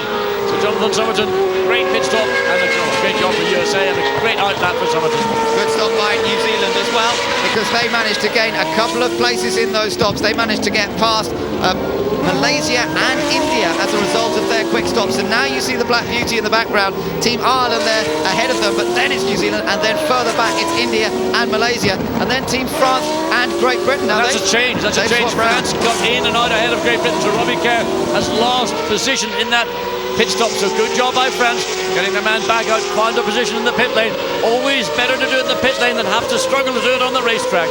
Absolutely, good stuff by them, and Team GBR will be disappointed, there's no doubt about it. They'll be kicking themselves that they've lost a place there, particularly to big rivals France. They won't like that very much. Behind them, Italy next on the road, and here comes Malaysia. Ooh, little look down the inside. No, and India could see that coming, but France now threatening Malaysia. As Malaysia's focused on India, you've got France, Frank Montagny, first race for Team France, and looking to maybe make a little bit of progress. He's directly behind the Malaysia car. Malaysia slides the car over the curb at the edge of turn 16, and France getting slowly but into the zone of a possible overtake. Interesting that South Africa left it fairly late to come in, and also leading the race at the moment is Germany. They have really played a gamble here. They have not come in yet, so we've got a few nations that have decided to leave it late. Brand new set of tyres on the South African car. Where's he going to come back out? That's the question. He's not going to quite get ahead of China, and as Canada swoops around, no, it's not Netherlands, so South Africa got the advantage over the Netherlands, and Jerome Blekeman will not be happy that the South African cars got split. The two that are battling with China, the car he was focusing on, and now it's Adrian Zoud who's got the opportunity to put a bit of heat on China. Yeah, these guys, the other cars all around him have already stopped, so he's got himself right in the middle of the pack, as you say there. China running in 19th position, and Frankie Cheng not making that first lap cutting through some of the opposition as he did in the sprint race, but still a possibility. He's set past his lap in recent events. Let's see if he can do it again here. So there are the leaders with them about to catch the Lebanese car. It's USA ahead of Switzerland. USA in 1 lap earlier than Switzerland. They got tyres were fresher, so first flying lap on a new set of tyres is new fastest race lap of 1:36.447. That goes to the USA, and they will be happy with that. But Neil Yarney, again, it's going to be a waiting race. All he has to do is run in the wing, under the wing of that USA car. If there's a situation where he can make a clean pass but jeopardising himself, well, that will come, but he's not going to make it unless he's 100% certain. So I say leaders, but in fact we're still waiting for everybody to complete their pit stops. There's Germany, who've made a pretty late pit stop in this race. It looks as though it's clean. It means that Brazil is currently leading the race, and that car up ahead of USA, Lebanon, actually hasn't made their pit stop yet, so they are effectively battling for position rather than coming up to lap them. Point of interest for all those fans of Duncan Tappy. He's here as the rookie driver for Team GBR. He also happened to be the front jackman on that Team GBR pit stop, and I'm certain the reason why France got an advantage over Britain had nothing to do with Duncan Tappy on the jack. No, I know he was pretty nervous about it, but it certainly wasn't ideal, but that's the way it was this weekend, and Duncan been practicing with the team throughout, riding on board here with Team France, and Frank Montagny having a little look down the inside, but not really going to overtake there. No, there's no chance to overtake going into turn 9, but certainly on the exit of 10, and you can see just how much power he was using, letting the back of the car slide wayward. So up into turn 11, you can do it, but you've got to be right on the rear wing of a car coming out of turn 10, and Frank Montagny was close, but not close enough. So let's see if he can get close enough where it can count, because this is coming onto the long straight, building up the speed here up to 280 kilometers per hour, just under, nearly 170 miles an hour. Let's listen in again to Team Switzerland on the radio. What's been going on there? Here it's gone. Drive without second, drive without second. Oh, that is significant. Work your way around it, work your way around it. That is very significant. He said gear is gone. He has no second gear. No, and that's a problem because he needs second gear in at least 2 of the corners around this racetrack. In this area now, you need to use second gear. The only thing that will save him is the V8. The engine that we use, this A1GP engine built by Zytek, has got a lot of torque, and you can run the engine very low on the RPM and it will still pick up, and you can see how much the gap has opened up, particularly with the Lebanese car now between the leading USA car and Switzerland. He's losing that little bit of initial pickup, and he needs to get out of a corner. But this is coming up, this is a battle for position on the track. It's not a lap on the Lebanon car, they're yet to make their pit stop, so Lebanon has got no requirement to get out of the way of Switzerland at this point of the event. Looks as though he's trying to find his way past, but Jimmy Albi's not going to let him through easily here, driving for Lebanon, and Portugal's going to close up here. There's a big opportunity for Portugal to close up to the back of Switzerland if it carries on like this, and without that second gear he's going to struggle off this corner because he's up through all the gears here, but he's not too far back as they come onto the straight. He ought to be able to get up under the rear wing of the Lebanon car. He's getting alongside, so what you lose at this part of the racetrack as Switzerland is on power boost is not really critical. It's going to be in the corners, for example, coming out of turns 2 and turn 3 where second gear is mandatory, and also down at the hairpin here. But as I mentioned, the torque of the engine, as James Robinson said, adapt. Problem there. Coming out. Well, he tried to change. You could see it there. His head jerked when it didn't change up, and suddenly the Lebanese car caught him right again. So whether he went to first gear, then got nothing, and then up to third, I don't know, but it certainly hurt him. It certainly. Well, I wouldn't try to use first gear, because if second gear isn't operating, then you're going to have to make a double change to go from first to third. And I would just, as the team are saying in the pit, will adapt to the situation. If you're going to use third gear, live with it. Don't try to go down to first gear, because you may end up finding yourself without any gear. Lebanon still hasn't stopped, so they've got 2 more laps in which to do that. Vote Switzerland on the side of the car. Let me just tell you quickly what that's about. It's for the fans to get involved. Vote for your favourite nation at A1GP.com, because there's a special award to the nation that gets the most votes at the website. And don't forget to vote for Driver of the Day. Neil Yarney won Driver of the Day last time out for his performance in Mexico. A1GP.com is the place to vote for your nation and for your driver. Well, they've got this pits on the graphic on the list. What Portugal gets now past Lebanon, but just looking at the first pits, they can tell precisely what's going on for Neil Yarney, and they may well have to, in a way, talk him through this part of the race. If we went to 14, we're on the 15th lap, 24 to go. So still a long way for Neil Yanni to baby the car without that crucial second gear. USA going quickly, as fast as that last time around, and it's certainly helping Jonathan Somerton to ease away at the moment. And without that second gear, it's got to hurt Neil Yanni, but so far so good. He's still lapping pretty quickly. This is where it might hurt him. Right on board, listen. He's using first gear, then he's double putting into third gear. Now, that's a risk I always feel if you can't select second gear to do so. But if the team are giving him the advice and saying it's okay to do it, then go ahead and do it. But of course it means that the acceleration is momentarily stalled out as you have to go through 2 gears to get drive.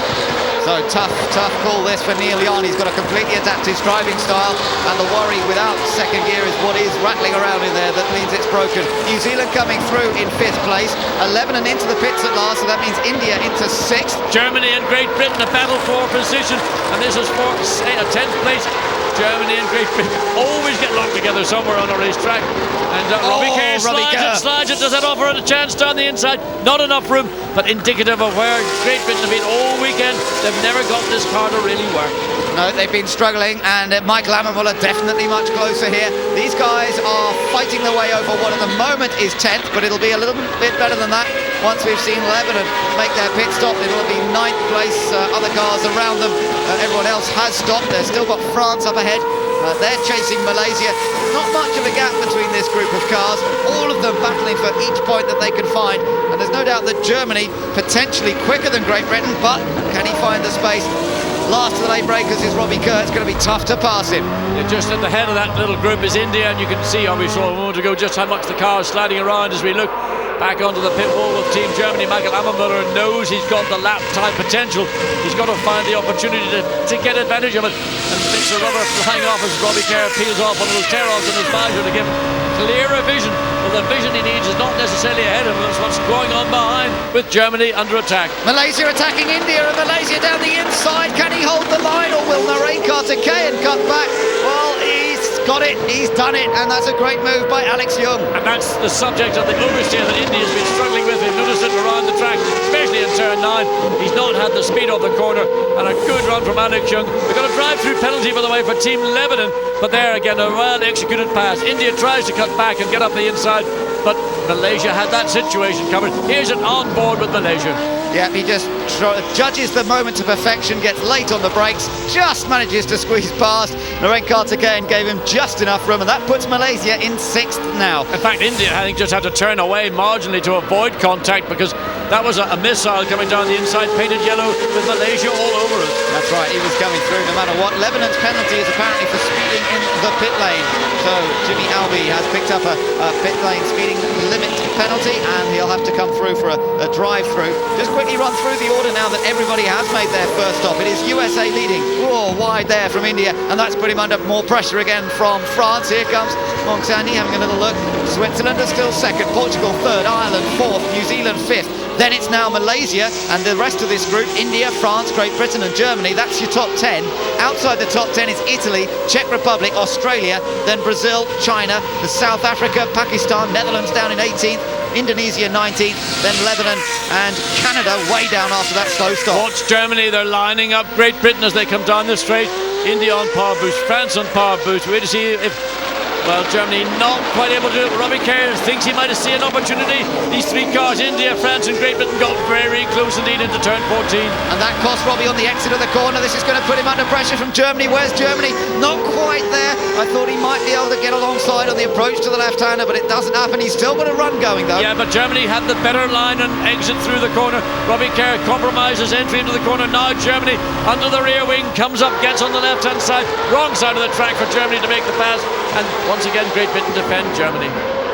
So into turn 1, 2, and then down into turn 3. And still Robbie Kerr's able to protect his position from Team Germany all the way around that long first part of this lap, first corner. Very tough, but Robbie Kerr managing to protect that position. But the car, you can see just how much the car is sliding. There's not a lot of grip left in that Britain car, but Robbie Kerr has determined he's not going to give up 9th place to Germany. He wants 2 points, not 1 point. In the meantime, the gap is now over 5 seconds. Jonathan Somerton consolidating the mechanical problem that Switzerland has in 2nd place, and is pulling away basically by through 0.3 of a second a lap. So down towards the hairpin. Switzerland still in second place, then Portugal in third, and that's where more of the battle is, because Switzerland, as we know, is going to be struggling at this area of the track in particular.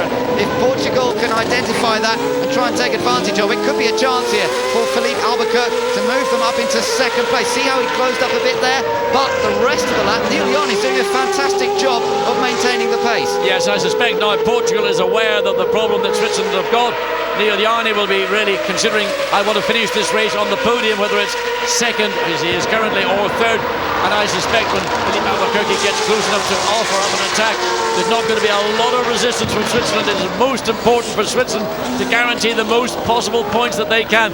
10 for third, 12 for second, and where New Zealand are running right now, well, they're running in fifth place. Whether that statistically is enough to get the job done here for Switzerland and tie up the World Series Cup, that is another matter. So 18 laps have been completed. There are still 20 to go with just under half distance.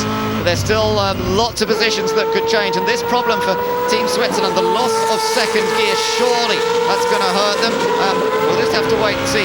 Adapting well at the moment, staying ahead of Portugal, but the gap just 0.4 of a second, and right behind them as well, Team Ireland looking for that opportunity to perhaps make the most of a quick pit stop on the second round of stops. We're a little way away from that yet, some 6 laps remaining before we get into the second round of pit stops, and Luis Vicente there of the Portuguese team, the seat holder for the team, waiting to see whether Philippe Albuquerque is going to be able to take advantage and move into second place in the remainder of this race. Play it patiently, there's time here, they don't have to rush it, they've got the time. Switzerland may still have more problems with that gearbox, and don't forget New Zealand, don't discount New Zealand in the background, still running in 5th place. Well, they're just sort of catching your breath as this little flurry of battle goes on over second place. Philippe Albuquerque getting nearer and nearer, and every lap shadows the Switzerland car. Gets under the rear wing now. The acceleration off turn 16 has gone to Portugal. Switzerland moves to the left to block, and Portugal wisely decides not to make an issue out of it, because once the car is running and gets into third gear, then the acceleration, the difference between the two cars levels out. But it's that initial run off turn 16 that's sort of favouring the Portuguese car right now. It is, but how much longer can Switzerland keep them behind without the use of second gear? These, as you said earlier on, John, these engines are very torquey motors, lots of power at the bottom end of the rev range, but he's going to need it all, isn't he, to stay ahead of a car that's exactly the same, but with everything working, presumably, as it should do. Portugal taking a slightly different line there and lost a bit of momentum there. He actually ran a bit wide, and that's cost him a little bit of time, and just for a moment, Neil Yarni's got a bit more breathing space. Not as much time as it's going to cost Lebanon. They've got a 10-second stop-go penalty for whatever their offences are in the pit lane. Behind these guys, still New Zealand trying to close the gap, and that was a good lap last time around. He was about 3 to 4 tenths quicker than the cars ahead of him was Johnny Reid, so he could indeed join into this group. There he is, just coming into the background. Adam Carroll waiting, biding his time perhaps a little bit. He'd like to close up to the back of the Portugal-Switzerland battle, but it's not happening for him just yet. And here we are, down to that hairpin again, that crucial area where the Swiss car's in trouble. Ireland and Portugal are running at almost identical lap times, and both lapping fractionally quicker than the Swiss car, but the question of getting up under the rear wing again, coming up to turn 16 is the acceleration out of 14 that allows Portugal to get right up to the back of the Swiss car, again onto the straight, and again the defence coming from Switzerland this time going to the right, and no attack coming from Portugal, not close enough. It's going to happen maybe somewhere else around the racetrack, because by the time they get onto the pit straight, Neil Yarni is able to recover for Switzerland and consolidate second place. Well, he's certainly finding that he's having to use third gear perhaps in a couple of areas where he hasn't done before. One of the key ones might be up after this next little sequence of corners.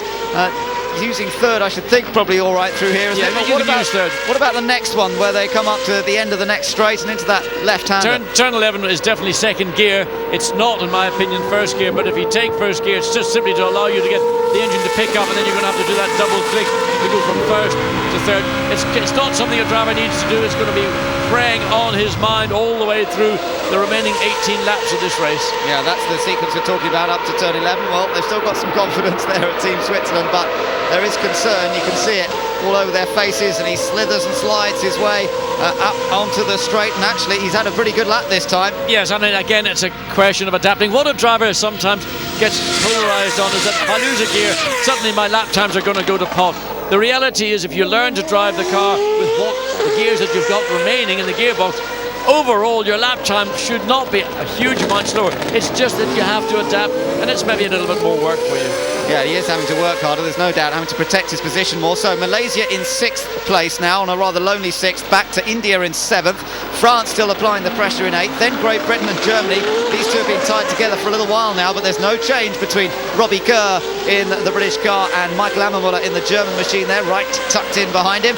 And of course, Ammermuller desperately trying to move up the order, score some more points. Behind them, we've still got Italy and the Czech Republic, Brazil in 13th, Australia 14th. China have moved up a little bit to 15th now, ahead of South Africa and Pakistan, but the Netherlands are still languishing down in 18th.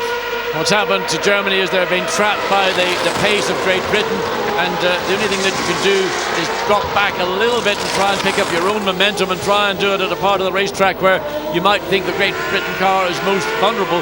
And I think the car is most vulnerable in this section of the track. We've noticed Robbie Kerr and the Team GBR car sliding a lot, but of course nowhere here to make the pass. The only opportunity would come on the exit of the next, not these two corners, this is turn 8 and into turn 9 and 10, but then up from the run out of 10 up into turn 11. There's an opportunity there, but you've got to put yourself nearer to that GBR car if you hope to make any opportunities work.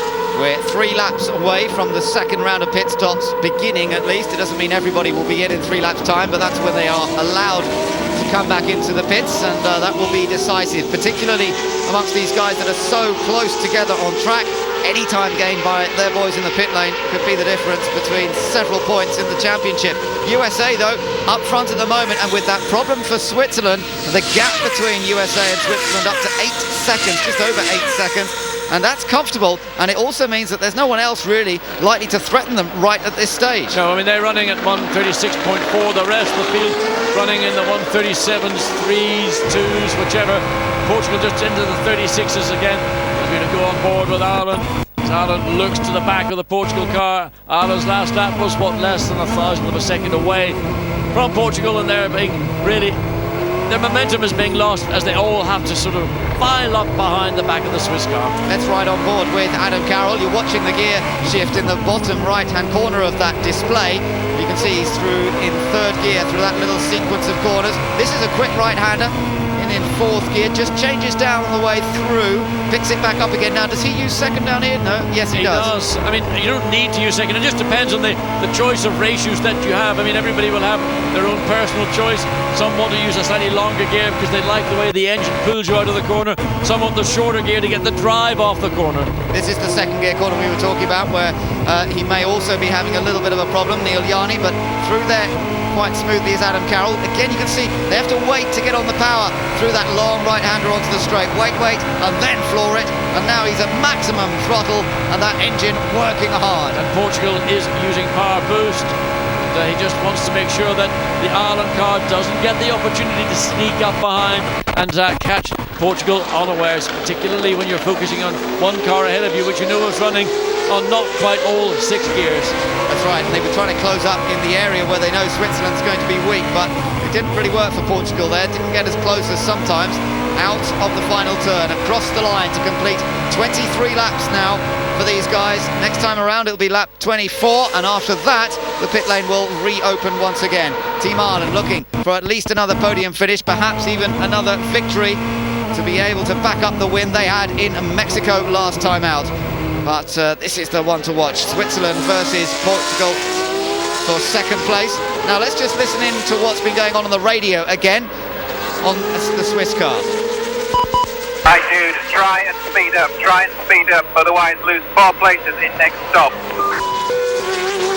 Well, he says, James is telling him, try and speed up, otherwise we might lose 4 places in the next stop. And that, of course, is a worry, because they'll be changing up through the gearbox on the acceleration out of the pits, I suppose. Yeah, I'd love to hear the response from Neil Yarni when you get the message, the hurry-up message from the pit lane. And I'm sure that Neil Yarni is doing all that he can as USA is preparing. 15 laps to go. We're on lap 24, and the pit lane opens up on lap 24 at the end of this lap. We should see possibly the USA filing, and that's why the message was being sent out over the airways to Neil Yarni. Look how close Great Britain and Germany are, for that matter India and France as well, so we could see some major changes going on the final round of pit stops when they get underway. It's going to be tough down there in the pit lane. Pressure on the United States. They have never won a round of A1GP. This is their biggest ever opportunity, but they've got to get the second pit stop right. They're not under huge pressure, so they can afford to perhaps just take a little extra time, and they could be on their way to an historic first win, but there's a little way to go before that happens. Well, a little bit of fun and games in prospect.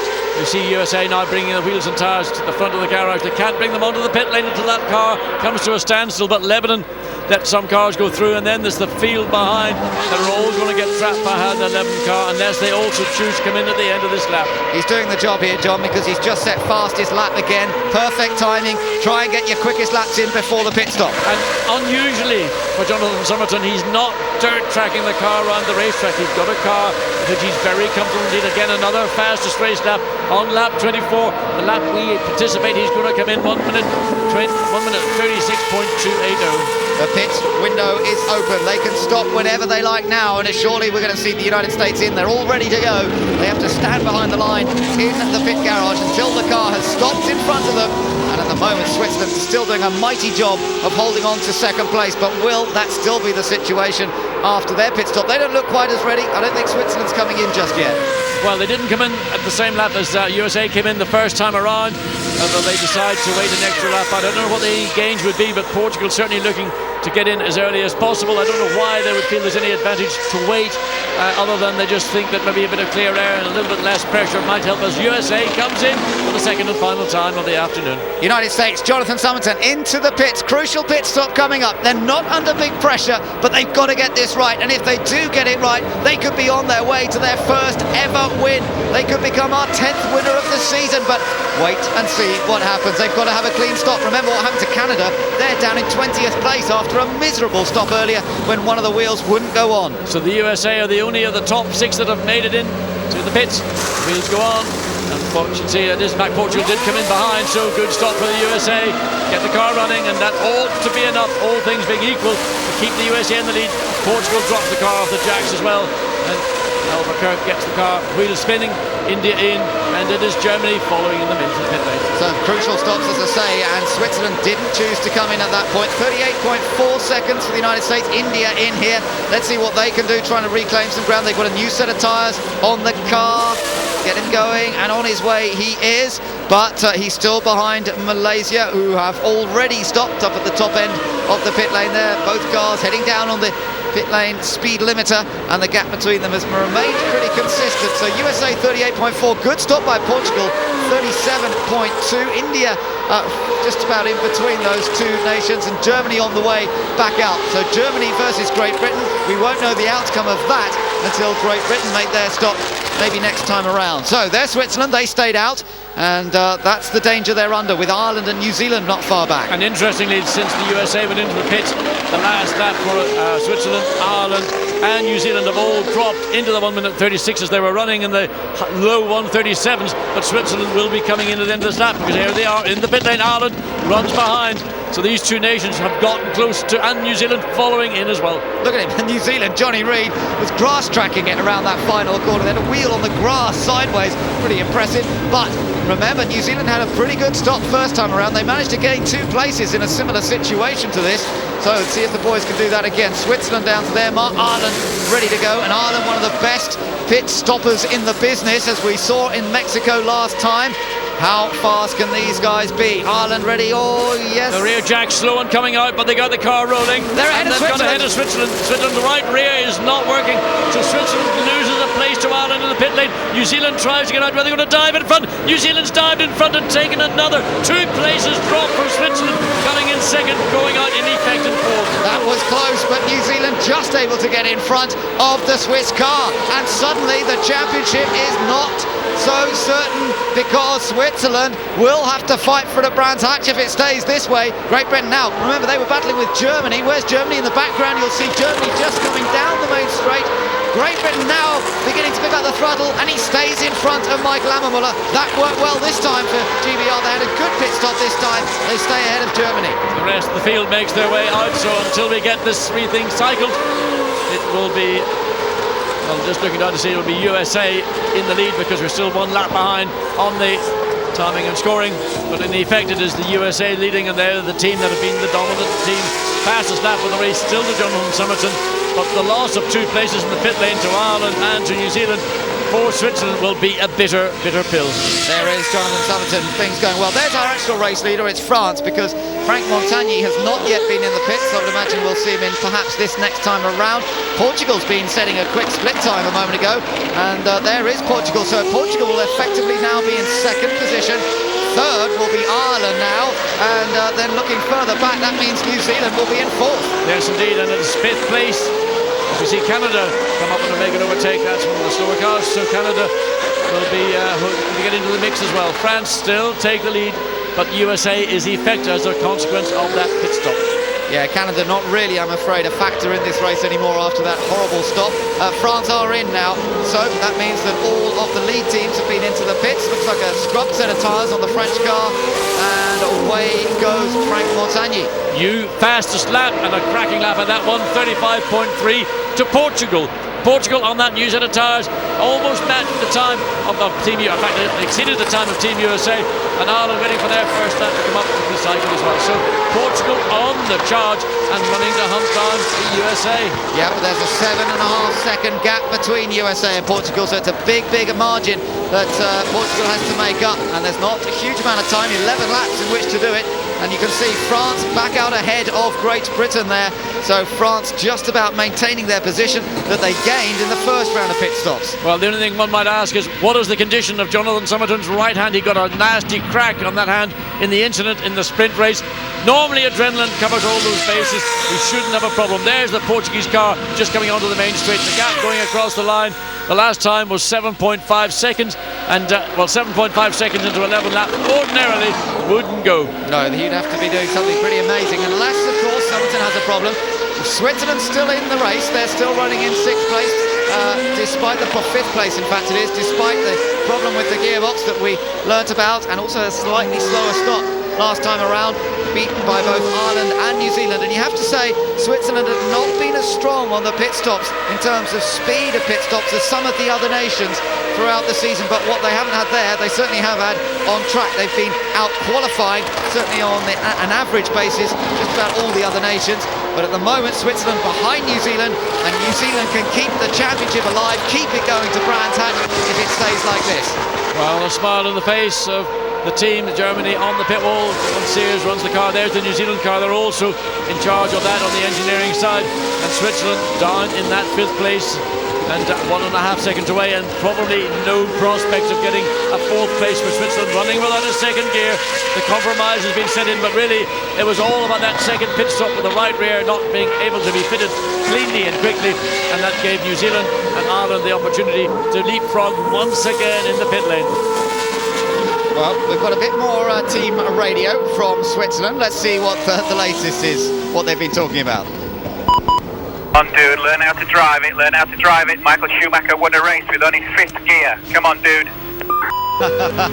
Well, James is certainly putting him in under pressure, isn't he, today? I mean, I thought of that when we got that first radio message that the great Michael Schumacher won many races very complete. I don't think he did it just with 5th gear, but certainly he managed to do it without a top gear, and he managed to blag the entire field, including the 1996 world champion Damon Hill, that he could still run lap times, and nobody sussed that he had lost the key gear for that circuit on that particular occasion. Well, Switzerland down in 5th place now, so that would mean they're going to add some 6 points to their tally, a little bit different to what we were expecting, and New Zealand would add some 8 points to theirs. The gap would be 30 points, which means it's pretty good for Switzerland going to Brands Hatch, but it means also that they would not wrap it up here. No, and I think it would be great if it could. I mean, not great for Switzerland or Neil Yarney, but it would be great to have once again the championship being decided in the final round. It's going to be at Brands Hatch, 4th of May. And that will be a special day for me at Brands Hatch in particular. Indeed, John. Your birthday, isn't it? Well, I wasn't thinking that. I was just thinking, let the British fans see A1GP for the 3rd time. Let them appreciate and realise what great motor racing A1GP is. Well, USA, I think that's the story of today at the moment. Team USA potentially going to win this one, and well, that really would be something. After all the trials and tribulations the team has been through in the 3 years, they've had some good results, and they've dropped back down to the rear of the grid. They've stuck with Jonathan Somerton this year, and I think that's been the key in many ways. The guy is a real talent. They've given him the time in the car. They haven't been chopping and changing, and Jonathan has just been developing and growing in stature as a racing driver over the last few events. Well, Frankie Cheng for China would love to be in the position of Jonathan Somerton here in his home race, but it doesn't always work like that. It works like that, as the advertisement says. Well, this is, Frankie. He's done a reasonable job today, but he was never really going to be in the hunt, having qualified poorly. They had a problem with the car. It evidenced itself up at this corner in qualifying, when it basically couldn't get the thing slowed down, and unfortunately hasn't really been able to make up as much ground as he'd like. He's behind Australia in the battle for 15th. It's interesting, on the top of the steering wheel you're seeing a 1:36.41. That actually is his lap time. You can alter with the on the steering wheel the information that you get, so he's looking at not engine revs. He can run up to the limiter, he'll use that. He's getting information about lap time. That's what Frankie Cheng, I believe, thinks is key to his race.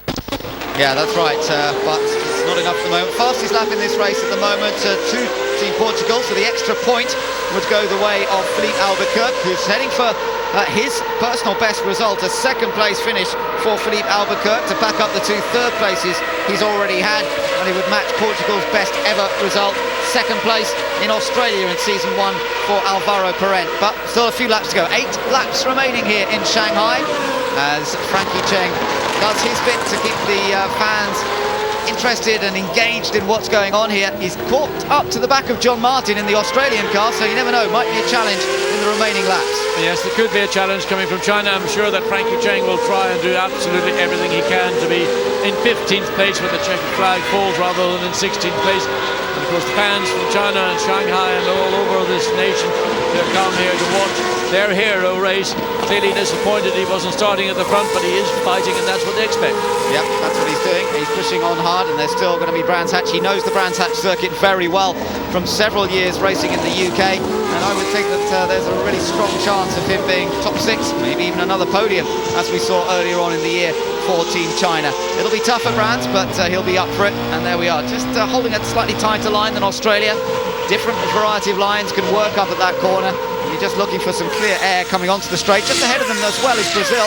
Janji Negrão making his debut in the Brazilian team, although it's likely we're going to see the youngster, the rookie, Felipe Guimarães in the car at Brands Hatch next time out. Only just 17 years old, but he's going to be given a big opportunity to drive one of the most dramatic circuits on the calendar. Oh yes, and what an eye-opener it will be for Brazil when they get to Brands Hatch.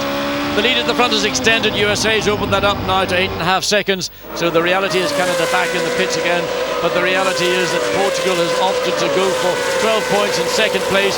And the pressure from behind from Ireland, that's eased away as well as now 3.7 seconds. New Zealand a further 4 seconds behind Ireland. So the top 4 really pretty much 16 seconds separating those cars. And they're looking now to the checkered flag. And that's going to be their work done for the day. Yeah, this group is one of the closest groups on circuit at the moment, so keeping an eye on Australia versus China.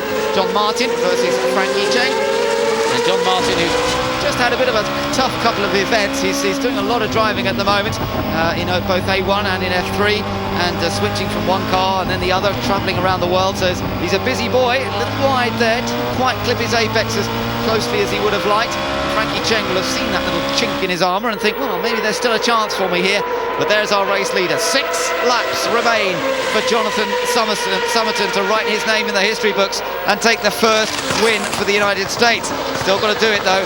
And there's Portugal in second. The gap, 8.6 seconds. No real threat coming from Portugal. Behind them, Team Ireland haven't been able to stay with the pace of Portugal, but they're still on for a solid podium finish. And then it's New Zealand and Switzerland. These two rival nations battling over the title.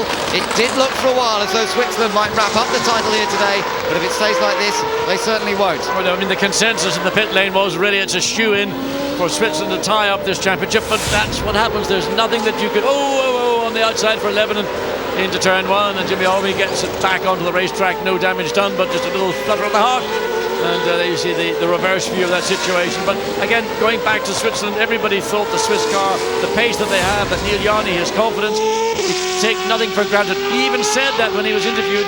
Overconfidence is never a good thing going into a race where anything, lots of things in a race car can go wrong. Jonathan Somerton driving absolutely beautifully so far. No hints of a mistake. And the guys down there on the pit wall, can they quite believe what's happening here?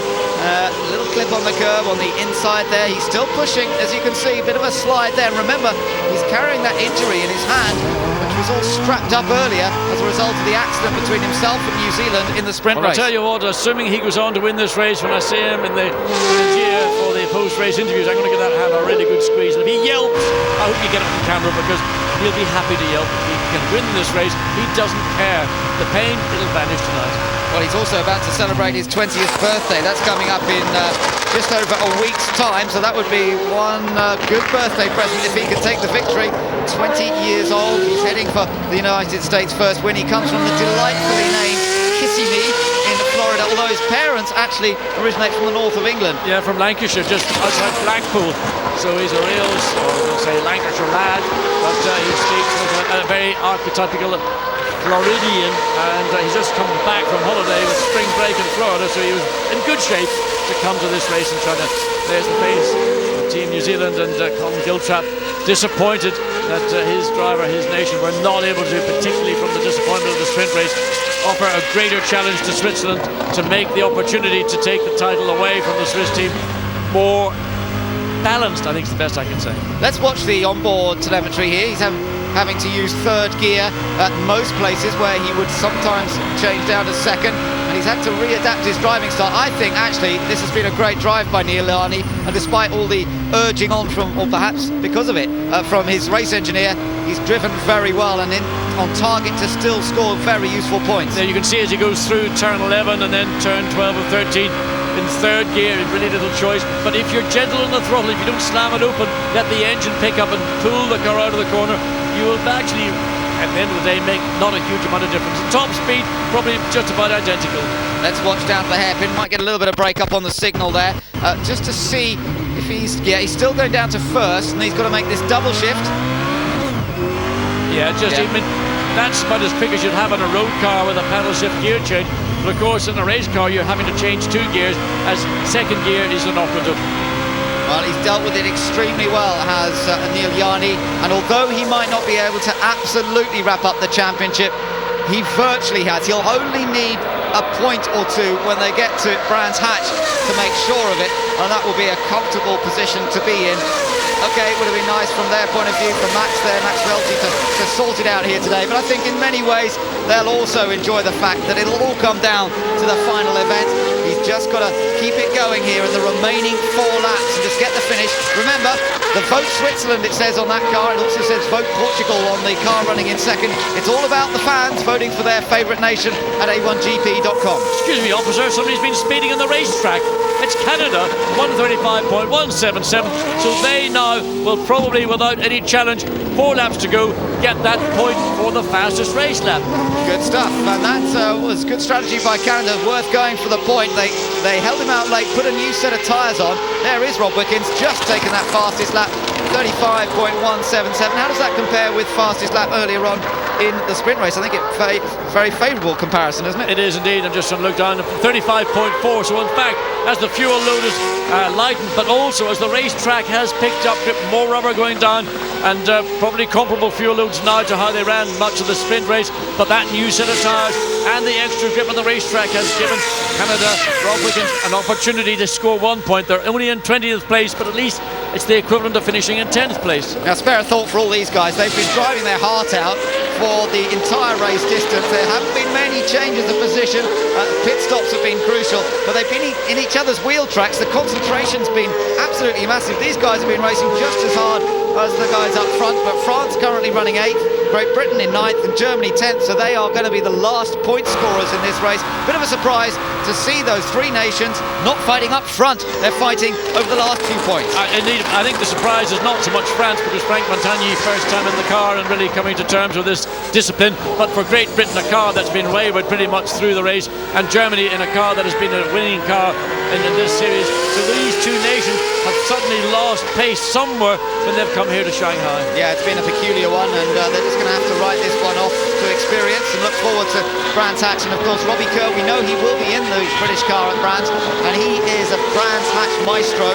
He took victory there last year, and he would love to come back strongly at the end of the season and still try and take that third place from France in the points. That means a lot to the British team. There is seat holder Tony Clement, and it might not have proved to be their best weekend, but what they can now do is look forward to the Brands. Yeah, and I think what will be in the most important element for Great Britain is that Robbie Kerr is in the car for the second consecutive weekend, and it's always difficult. You take an incumbent driver out, you switch around. I mean, Ollie Jarvis has done a stunning job for Great Britain, but Robbie Kerr got back in. He was slightly in the back foot. The car didn't appear to work. The team maybe suggesting that he was over-driving the car. We did see a lot of work from Robbie behind the wheel. The wheel was a blur half the time on some of the twistier parts of the circuit. But going back to home ground, all that momentum that he will have at Brands Hatch and loving that circuit almost like a brother, it's surely going to be enough to get GBR where they would like to be for their home race.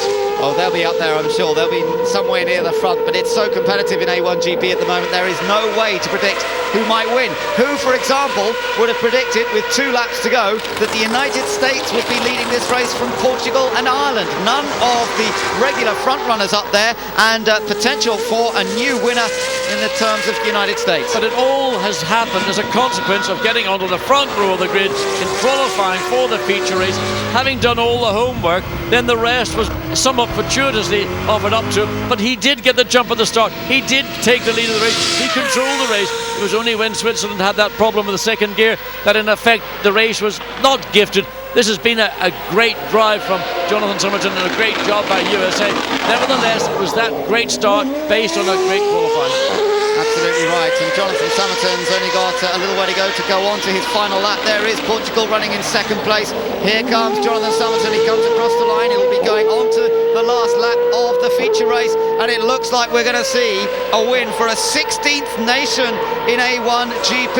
Is it going to be the case for Jonathan Somerton? Let's watch him around this final lap. He can afford to just back off a little bit, but he's still pushing quite hard by the looks of things. Well, the thing that a driver should never do is consciously slow down.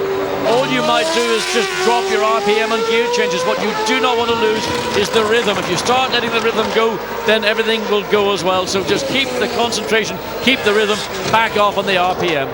Team Ireland's Adam Carroll, what a resurgence in form. Brilliant to see. Ireland winning last time out in Mexico and on for another podium here. And Portugal, their best weekend in A1GP probably ever, to have 2 podium finishes. I'm not sure that Portugal's ever managed to achieve that before, and it's all thanks to Philippe Albuquerque. But here's the man up front at the moment. It's Jonathan Somerton. We've seen lots of drivers come through Team USA. The likes of Buddy Rice and Charlie Kimball have been a part of the team this year. Buddy Rice started the season at Zandvoort and in the Czech Republic. Charlie was part of the rookie driver set up on Friday mornings, but since that round in Malaysia, Jonathan Somerton has had the consistency in the car. Well, we discovered him, I think, first time last year in Mexico, and he was a real revelation for the Team USA team. They didn't really have a driver of this, well, it's almost inexperienced, but it was just sheer ability and brilliant, and he's just built on that, and here we come up to the final turn, and what a great day for Jonathan Somerton. Here comes Jonathan Somerton to take the first ever win for the United States in A1GP. What a fantastic result for him. He's going to be celebrating his 20th birthday in just a few days' time, and it's going to be an even bigger celebration now. Portugal comes across the line in second. Philippe Albuquerque with Portugal's best ever total weekend with 2 podiums. Ireland across the line in third to back up victory in Mexico last time. And New Zealand finishes fourth, and they keep the championship alive, going to the final round at Brands Hatch. Neil Yarni, a superb drive to finish 5th. That guy's a hero. He drove without a second gear and he still finished 5th. Malaysia will come home in 6th. India in 7th place. And they're in the points again. France take 8th. Great Britain 9th. Germany 10th. The final point, therefore, going to last season's championship winners. Michael Ammermuller finishing in 10th place. 11th, I think, is going to be the Czech Republic ahead of Italy. Brazil will come home in 13th. Australia 14th. China 15th. South Africa in 16th place. We had no safety car periods throughout the entire race. Absolutely clean. I'm not sure we had even a yellow flag. And winner, no doubt about it, Team USA. Let's listen in to some radio. Johnny boy! Yeah! You're the man! You're the man, absolutely. Team USA have done it. Jonathan Somerton has done it. Seat holder Rick Weidinger not here this weekend, but I tell you what, he is going to be so pleased with that result. In from the start of A1GP, and they've changed the way they've done things. They've moved around a little bit in terms of how they've run the car, but there's been no doubt for people watching that Jonathan Somerton is the real deal. He's got tremendous amount of ability. Last year he did 4 events in A1GP. He had that second place finish in Mexico. This year he's been in since Malaysia, as I say, and they've been a pretty consistent run of results that he's had, but now he's backed it up with the big one, the victory here in China. And interestingly enough, this Shanghai circuit maintains its record of never seeing 2 of the same winners on the same day. We've had different winners in each individual race held here in Shanghai. Malaysia and the Czech Republic in season 1, Great Britain and New Zealand in season 2, and now Switzerland and the United States in season 3. So whatever it is about the circuit, I don't know, but it seems to throw up different results, different winners, and there we are. Let's check that result. It's USA, the winner from Portugal and Ireland, with New Zealand keeping the series alive, beating Switzerland across the line. Malaysia up in 6th, then India and France. Great Britain and Germany battled over those final points ahead of the Czech Republic and Team Italy's Eduardo Piscopo. 13th place for Brazil ahead of Australia and China. Then South Africa, Pakistan, the Netherlands and Indonesia. Rob Wickens only finished down in 20th, but he did pick up the point for fastest lap. 21st was Mexico, and 22nd, they all finished, was Team Lebanon.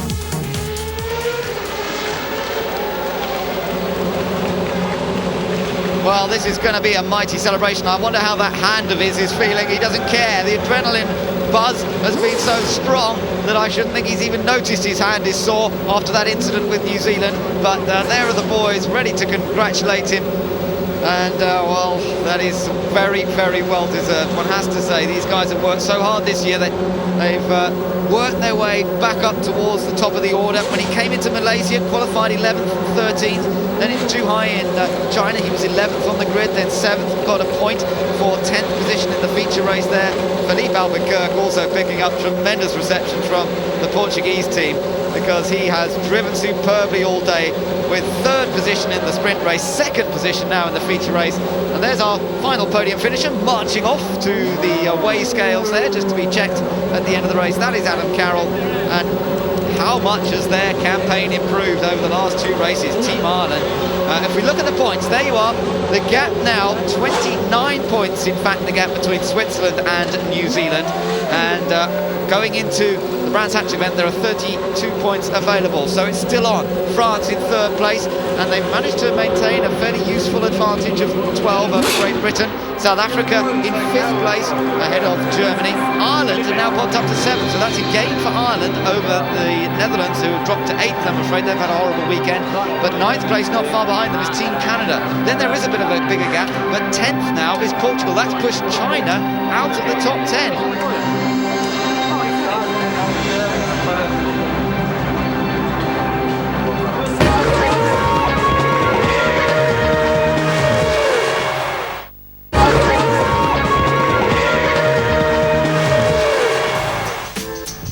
Welcome back to Shanghai. Sweet success for Switzerland in the sprint, but gear failure in the feature sees the title decider go to Brands. Gracious, though, in defeat, Neil Yarni shaking the hand of Jonathan Somerton, the feature race winner there. And confirmation of the feature race result from Shanghai. Jonathan Somerton getting his first win in A1GP for both parties, in fact, for the USA as well. Portugal finishing in 2nd. Ireland, an impressive drive from Adam Carroll, sees them finish in 3rd. A real battle, though, between New Zealand and Switzerland in the pit sees New Zealand emerge in 4th, Switzerland in 5th. That's a pit stop battle determining the outcome of that race.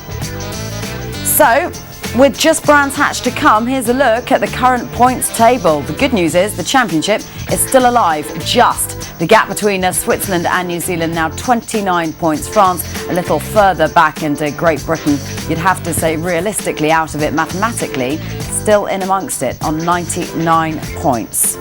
So a day of mixed fortunes for Switzerland. Such a good and straightforward performance for Neil Yarni in the sprint. It wasn't to be in the feature, though. Instead, that belonged to the USA and to that man standing in top spots on the podium, Jonathan Somerton, his first win in the series. enjoying his moment there on the podium. Portugal finishing second. Felipe Albuquerque, we've already spoken about him being a bright talent for the future, certainly was in that race, and Ireland's Adam Carroll in third spot, taking the plaudits for a podium finish also.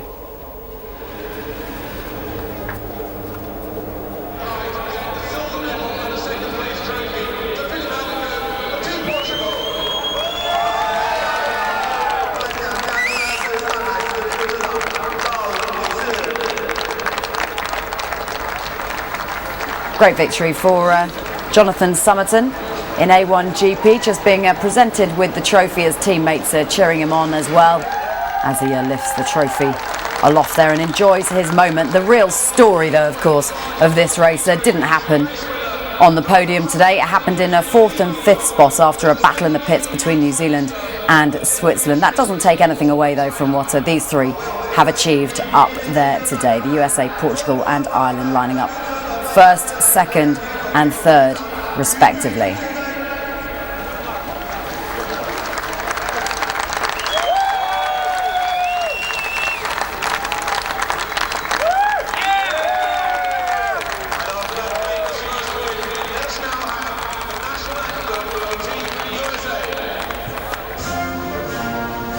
Those three enjoying their moment on the podium. Jonathan Somerton, especially as the national anthem is playing out over the tannoy speakers. Let's just look back then, shall we, at that feature race with Tony Jardine in the studio. Every emotion possible, Tony, I think, enjoyed during the course of those 70 laps or so.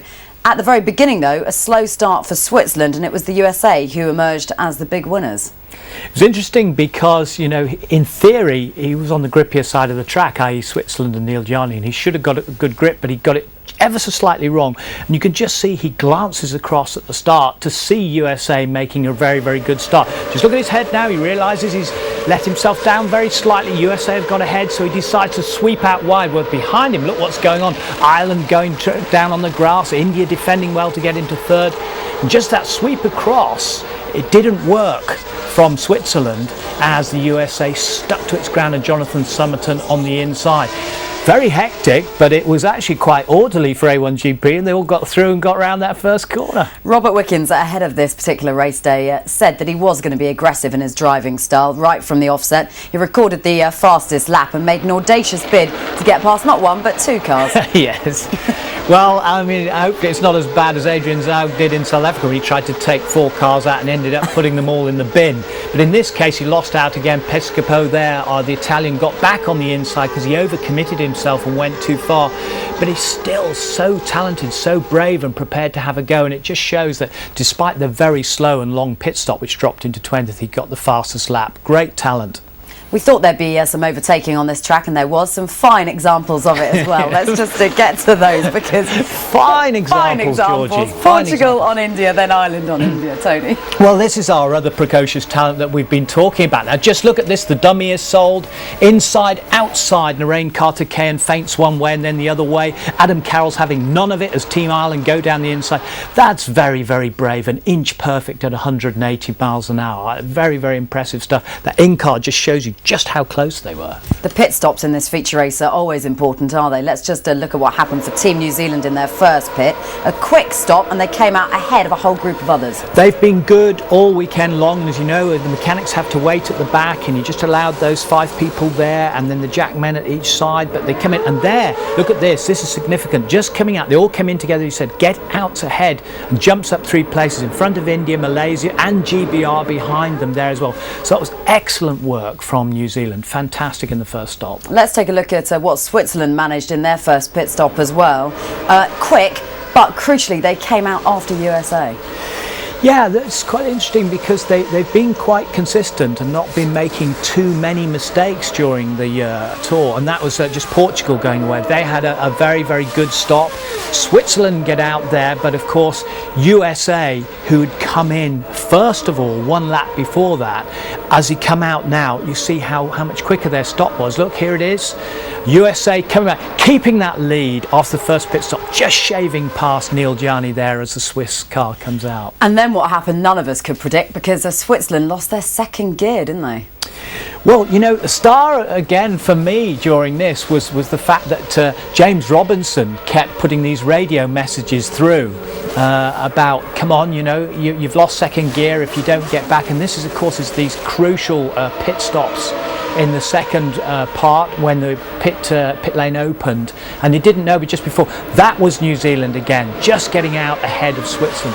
What you'd seen there is the Swiss had got stuck with the right rear wheel, and it was just enough for New Zealand, who came last of that batch, to show how quick and efficient they are to get ahead and eventually up into that fourth place. That could prove to be decisive, couldn't it, in this whole championship, that particular pit stop? Well, it could, because now we go to Brands Hatch, and it's a level playing field yet again, because Neil Yarni, although he's been in Brands Hatch before, this is not one of these fast sweeping circuits that he really loves, like Sepang, where he's had the double victory and the double pole, and also here as well.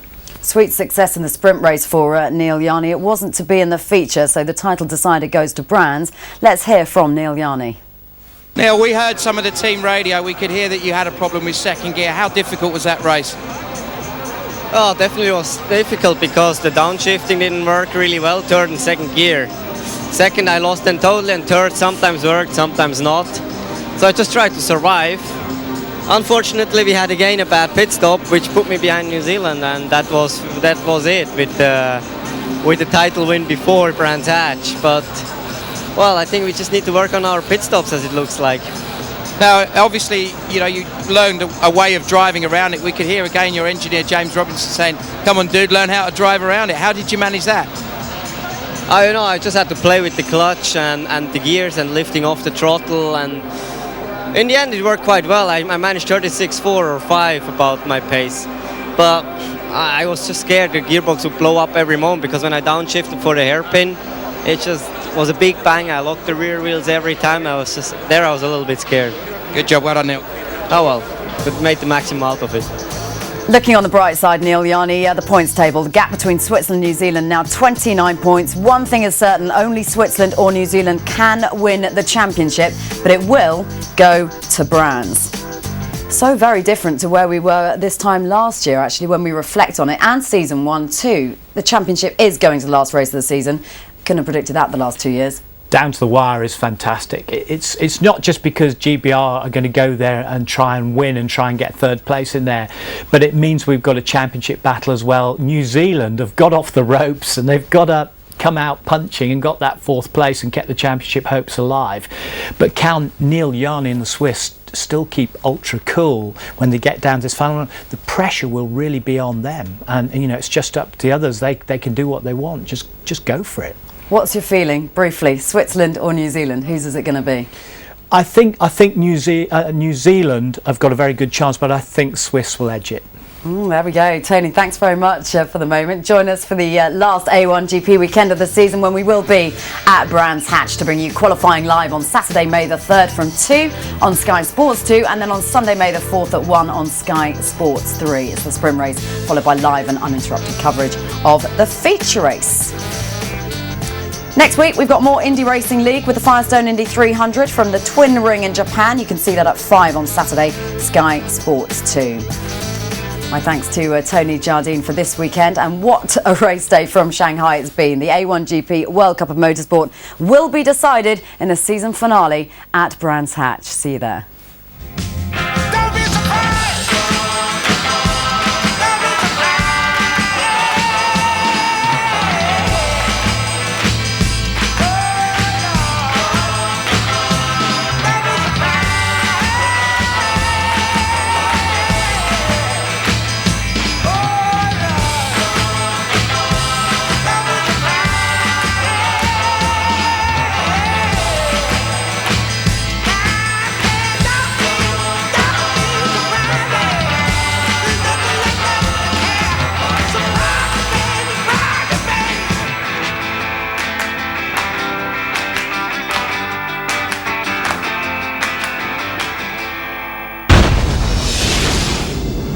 More sport, news and views at skysports.com.